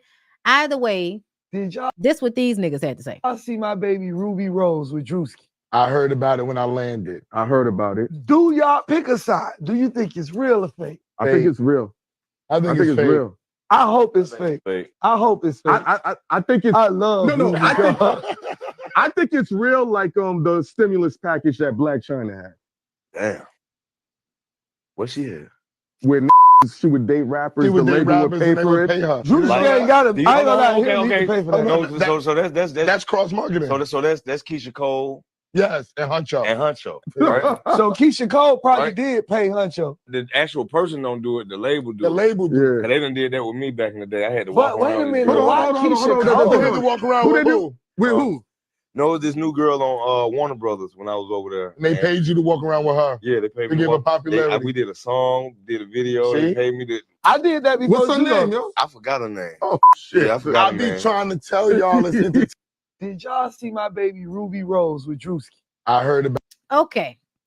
So he threw Keisha out there and she says, and what hurts the most is Scrappy saying that shit. Nah, nigga, you get paid to fake a relationship like you said. Like, what are they even talking about trying to get clicks? Hopefully this helps. That was whack because honestly, I feel like here's the thing. Women don't have to do what men have to do. Now, I don't know if y'all don't get that or not. Like, I know y'all like to act like, you know, men and women are the same. We're not, honey. We're not. I just personally feel like, yes, some women will pay. I don't see a problem with it. But I'll say this. There's a difference between the labels paying young people to date in order to get, you know, more and more energy and more people watching them, more eyes on them, circulating on them, social media clicks, more engagement. That's one thing. That happened with Meg and one of them rappers when she first came out. That thing. Then there's a whole nother thing when they pay women like Black China, okay? Because we talked about this with Diddy and them, right? There's a group of girls who are famous, I believe, that are paid prostitutes. I don't know whether they want that or not, but I feel like there are a lot of girls out there that we all know and we see that are being paid by rich men we know, men we don't know, to fuck on these girls. And I don't know whether it's because that's what they want or because that's what they're being kind of pulled into through the music industry and these contracts, okay? Because it's something that goes on with that shit as well. Like, oh, yeah, you want us to do this for you. That means you need to fuck this one, and this one, and then we'll put your music through for you. That type of shit. That's another situation. Okay? So I just kind of feel like what they're talking about, they're like glazing over it. But I think there's a difference. I don't think Keisha Cole or any good-looking woman has to pay a man for sex. I don't think that. I don't think Keisha Cole has to pay that young man to be with her, date her, or have sex with her. That sounds stupid to me. Do you know why? Because essentially Keisha Cole is still a beautiful, attractive person with a vagina.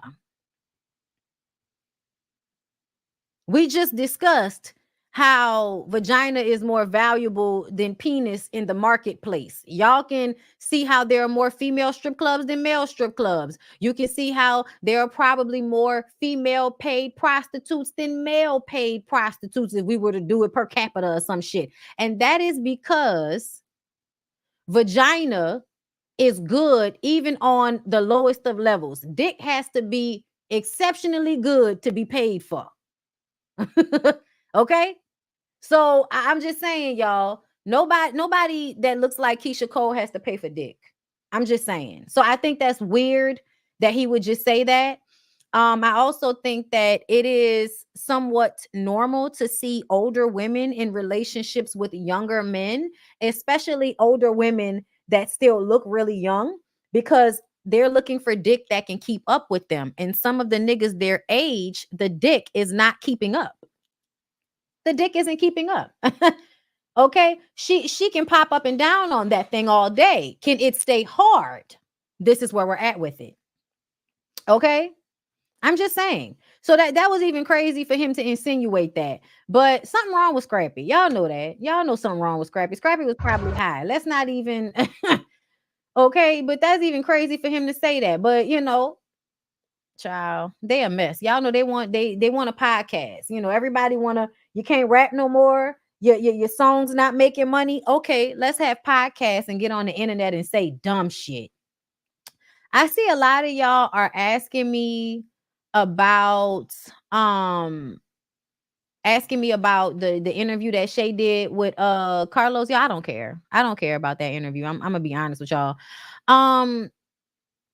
Quickly, y'all was doing a lot of arguing. Y'all was doing a lot of arguing on behalf of Jeezy. And you know, it's like Jeannie ain't listen. I already told y'all, I don't have to like Jeannie in order to feel like that nigga should not be able to try to file for primary custody when he leave his guns hanging around like this. Like, and y'all was online defending this. And that's so funny to me. And my comment was, at first she was lying about the guns, because a lot of y'all was like, you don't even know if that's true. Even though in the court documents, he's explaining that the guns were away from the little girl simply because there was a gate that separated the basement from the rest of the house. So this gate must have been the only protection from this little girl and these guns.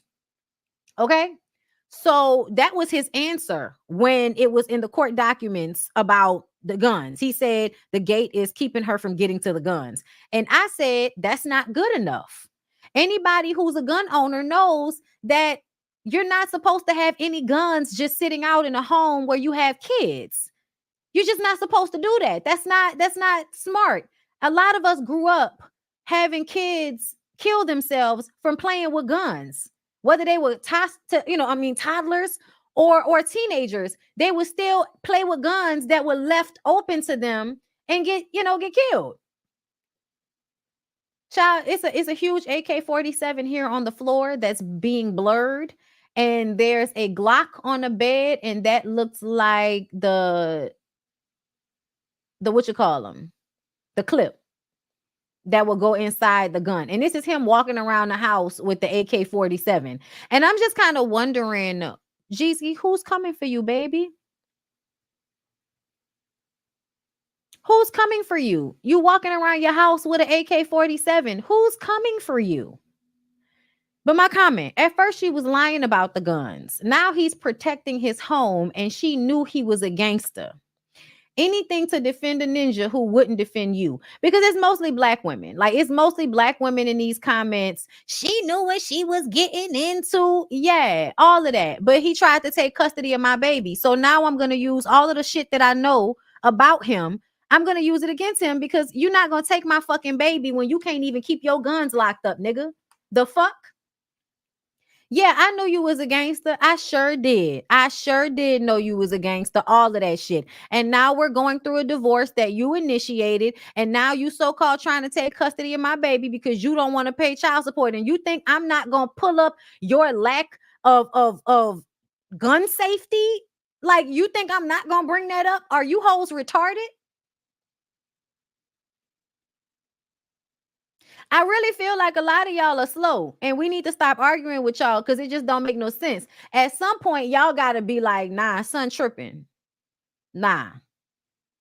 And at the end of the day, like I said, I don't really care about Jeannie or Jeezy, but I talk about this shit, so I'm going to give my opinion. And I also pay attention to the way y'all be out here bending yourselves into a fucking pretzel, trying to make shit that don't make sense. There's no reason he should be what the line is always moving. Yes. Shout out to Candace Dillard Bassett. No, it's absolutely given he has PTSD or something. Okay, Mwad. H. Nate, thank you for being a member for 4 months, my love. If you are that paranoid, you shouldn't have kids. I'm thinking beyond guns. Those kids may be in danger if you feel somebody's out to get you. That's another thing. And y'all over here mad talking about you, Jeannie stopping him from being our father. Let him be our father. Listen, everybody is not dealing with a ghetto baby mama that's keeping the kids from her man because she mad that he didn't move on to another bitch. I know that's the scenario y'all like to create in y'all mind all the time, but y'all niggas is crazy. Like, I can understand. Let me tell y'all something. My daddy had guns. Shotguns, Glocks, all of that. I'm from the South. I'm from Louisiana, baby. We like guns. We got guns in this house. And guess what? Even with no children, them guns is locked up. Ain't no shit just nowhere where a kid could pick up a gun. Like, that's crazy. That's crazy. Hey, what is going on? Y'all really out here defending him. She knew what she was getting into, so fuck the baby's safety because she knew what she was getting into. Do you hear how crazy y'all sound? Like, that's crazy. Fuck the fact that the nigga got guns out around the toddler, right? She knew he was a gangster because gangsters don't have boxes and places they put their guns. Y'all just think badly about gangsters as far as I'm concerned, because I know gangsters that would never just have their guns sitting around no goddamn kids. Because when they was growing up and they was 12 or 13, their friend was playing with a gun and accidentally shot himself in the fucking head in front of them. So they know when they handling they shit, they keep their shit close by. It ain't being left around for no kid to pick up.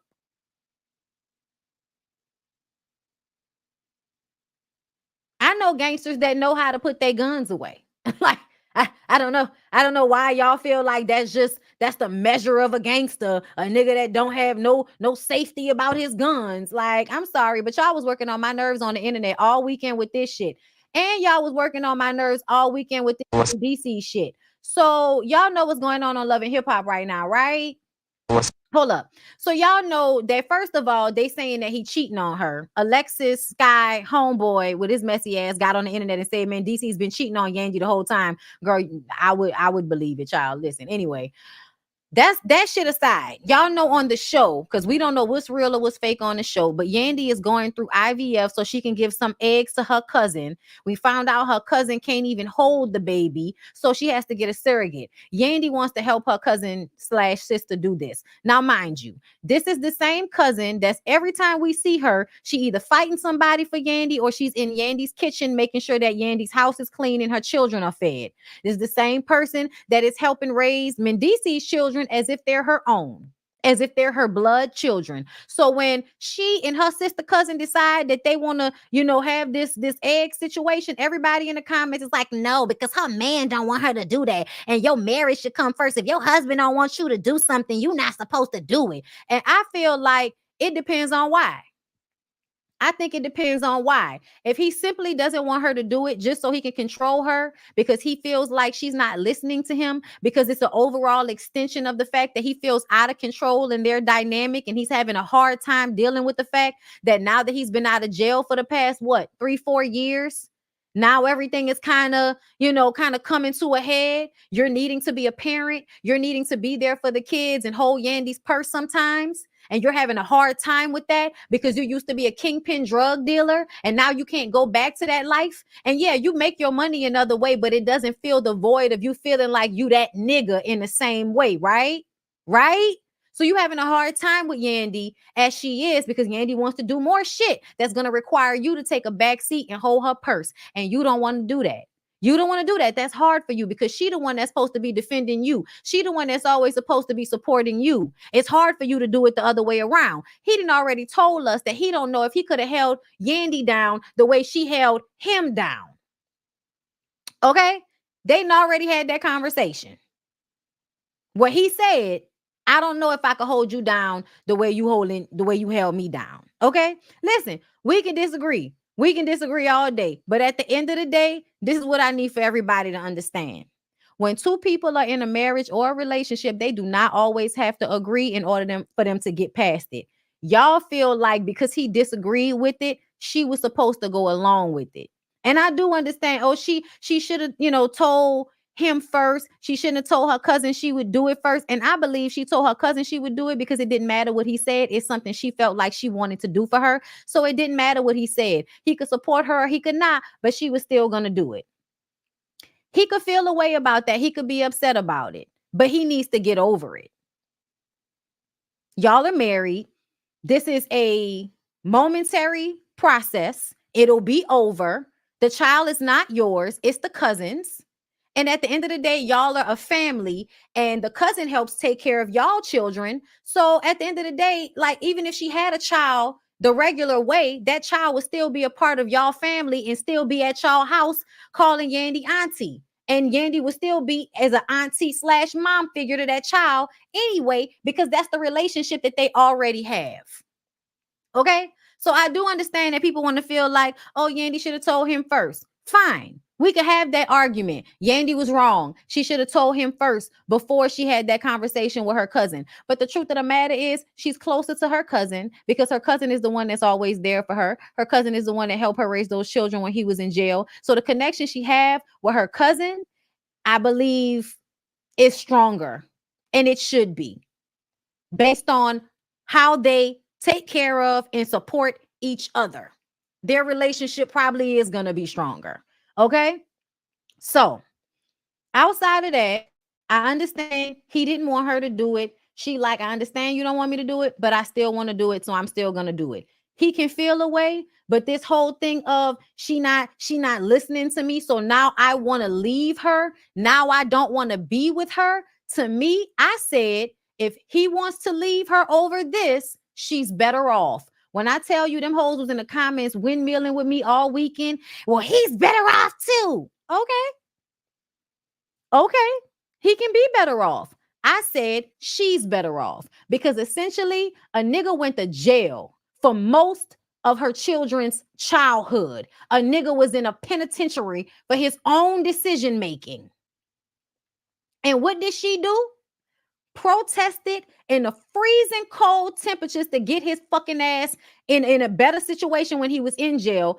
Paid lawyers' fees, I'm sure, because a nigga getting caught up on a RICO charge don't have no real money. Stop playing. You get caught on a RICO charge and anything you had by yourself is probably frozen by the government because it's ill-gotten goods. So, which was the reason why she did not marry him. That was the reason she didn't marry him. Because she knew that whatever he had going on, she could possibly be linked to. So she didn't want to tie her money in with him. Fine. I don't even know if they're really married or not. At the end of the day, y'all, he could not agree with Yandy. But if you love the woman and you value how she supported you through so much, you wouldn't be willing to just throw away y'all relationship because of a momentary situation that really has no bearing on you. Like, y'all, Yandy helping her cousin do this is not going to really harm Mendices in any way. It's not going to take no food out his mouth. It's not going to take no money out his pocket. Like, it's just not at the end of the day. Like, it doesn't really affect him that much. And he's acting like she bringing in another baby into their house or some shit like that. And that's not what's happening. So regardless, I feel like he didn't have to agree, but he should still support her because y'all are supposedly married. And that's what marriage is about. A lot of the times, it's not always about acquiescing to a nigga's wants and demands. Sometimes it's, okay, you don't like it, but I'm going to do it anyway. And you should still support me because I didn't want to support you and what you had going on, and I did it anyway. I did it anyway. I supported you. So why you can't support me? So if he wants to leave over this, he already wanted to leave and he's just looking for an excuse to blame her. He already wanted out. Niggas always think shit is sweet when they in jail. And then they get out and realize that being in a family, all the responsibility emotionally and mentally that takes to be a partner, to be a parent every day, even when you don't want to, even when you're tired, niggas don't realize how much that actually takes. They don't understand how much that actually takes. And sometimes they do, which is why as soon as she needed a little bit more than he was willing to give, now you want to tell her that you want to leave. Leave then, nigga. Bye. And she'll be better off. You know why? Because at the end of the day, it is better to be by yourself with your village and do the things that are in you to do, whether that's running for Congress, whatever the fuck Yandy wants to do with her time on this earth. It is better for her to be free to fulfill those dreams than to be with a man who will sabotage them simply because he doesn't have any real dreams of his own. He can sell houses all day and still not feel the passion he felt when he was out there selling drugs, hustling. And that's the feeling he doesn't have now. So that makes him feel less than. So instead of going to therapy and dealing with it and finding a new way to be and figuring his shit out, he's going to blame Yandy. Yandy's not letting me control her. Yandy not letting me tell her what to do. So now I'm mad. That's my opinion on it, and I don't feel like I'm wrong. But let's see what he had to say. See my view? Oh, that's great. She talking crazy. They say he about to be outside, y'all. Who said that? Oh, nope. She said, never tell your location. Oh, we got plenty of security around here, right? And I'm too big to get kidnapped. I don't think if they kidnap me, they give me back. They know like I know. Then she said, let me see your feet. Yeah. Who that asking to see my feet? They got a feet. They got a feet footage. Dad, stop being a what that mean, Amir? Dad, stop being a NPC. What's an NPC mean? What's an NPC, Amir? What's an NPC? She said, where's your friend? That's what I wanna know. What friend you looking for? They all over. She said, I'm taking fades for her. Yo, y'all gotta chill. Yeah, somebody's taking fades. Okay. Wanna see my view? Okay. I'm sorry, y'all. Mendeecees is hilarious. I done said no. Mendeecees is hilarious. That punk they talk about. But anyway, I feel like Mendeecees might be out there in the streets. I do. I don't know what an NPC is neither. Oh yay, my baby's home. But I definitely felt like Mendeecees is out in the street. The vibe that he had on that live, I ain't really like. And then him and Yandy was on live not too long ago, and he was acting all funny on the live with her. And I was just like, he really trying to be out here in the street. So if they say he cheating, I can believe it. If they say he cheating, I can believe it. And I feel like Yandy probably gonna bend herself in a pretzel trying to be whatever this nigga need her to be, when at the end of the day, girl, you just need to be what you can be for you. And if that's no longer compatible with him, then I guess y'all need to hang it up. I'm not a fan of people not doing what is best for them to hold on to relationships. I'm not a fan of that. I think that's when you dishonor yourself. So yeah, okay, but last thing, and then I'm getting off of here, and we non-playable character. Nigga call their daddy. That's what I thought it was. I know what an NPC is in gamer mode, but I thought on social media it might be something else. Not non-primary character. No, I haven't seen Love After Lockup. I'm gonna have to watch it.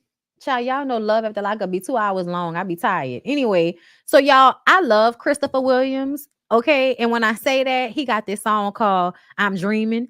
If I'm dreaming about you, let's make this dream come true. I hope he was singing that at this performance. But y'all, hey baby, hold up. I'm good. Here. Portable. All right, y'all. Let's see what Christopher Williams had to say. Then I'm getting the hell out of here.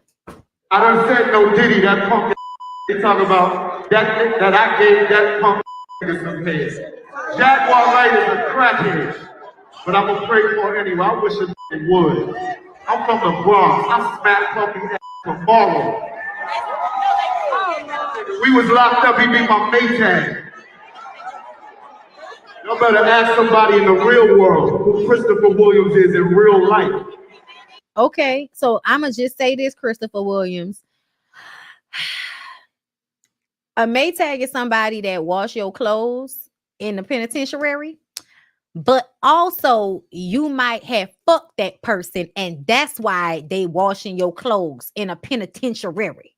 So you saying that you didn't on Diddy, but you would make Diddy on you if y'all was in a penitentiary.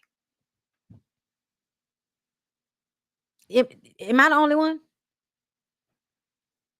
Okay, Christopher. I don't believe you. This singing shit twisted at all. Listen, I'm sorry, Christopher. I don't know where you've been. It's 2024. Nobody thinks that light-skinned niggas that sing R&B are soft. Nobody thinks that. Nobody thinks that. And now that that's said, we're gonna take it back to heterosexual love. Christopher Williams arrested for uplifting headphones at Kohl's. Is it Jaguar? R&B singer Christopher Williams was arrested for trying, not actually stealing, trying to steal a pair of headphones at a Kohl's store in Medina, Georgia.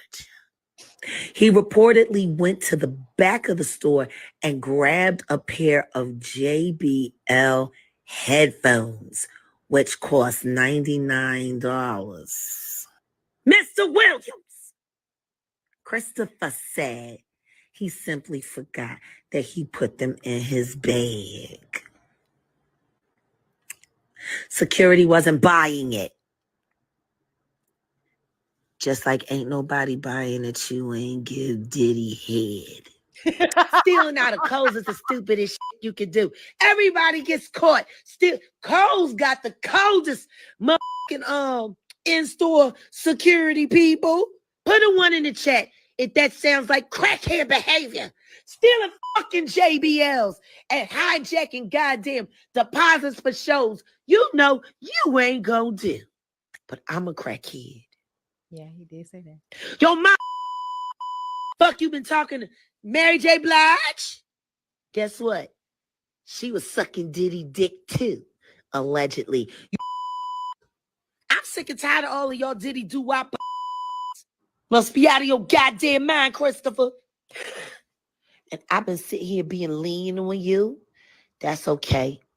I'm about to take another walk down your memory lane because I can think of a couple of that I know that you who you fucking slapped and beat on because you ain't no better than fucking Brian McKnight. And you know the kind of usually beat on the kind of usually get beat up in their hashtag no Diddy. I believe that lawyer who wrote the contract for that deal you were sucking Diddy dick for. No Diddy. You ever fucking talk about me again. Now I'm fucking grieving. My mom is dead. My sister's hiding her body. I got fucking weird bothering me about dumb shit. No Diddy. I done said. Oh, Lord. I just think it's funny when she said ain't nobody believing that. Because I was like, I don't believe him. Because I feel like he let that rumor rock for so long. How you gonna come out now and say it ain't happening? Like, nigga, you let that rumor rock for a long ass time. And then, I'm sorry, but I heard what you said. You said you was basically saying, I ain't sucking. He would be sucking mine. And then that's the same thing, though, sir. I need you to understand the energy is the same. Oh, girl. Why she say you should just like Brian McKnight? And we heard he used to beat on some bitches. They allegedly said he used to beat on Halle Berry, but we don't know because we think Halle Berry got beat on by every nigga she was with. David Justice, this nigga, Wesley Snipes. Child, we think, Halle might have got beat by everybody she was with. Lucky Charms, thank you for the super chat. I believe her because y'all remember when he grabbed Kenya on Real Housewives of Atlanta? Yes. Yes, I do. I believe it too. I believe it too. Okay, he put too much dip on that chip.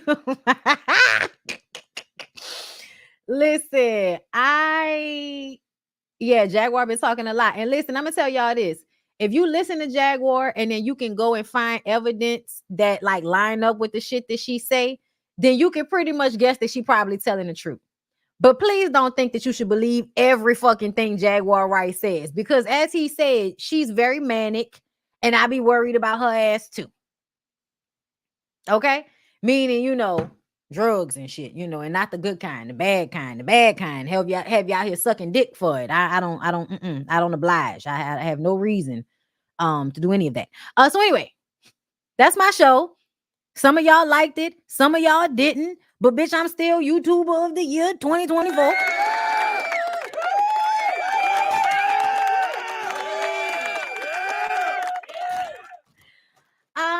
And I did my thing. I miss you guys. I'm glad to be back. I hope y'all enjoyed. And I'm sure by Wednesday I'll have something members only. All right. Love you guys. Hope y'all have a good rest of y'all day. And I will talk to y'all later.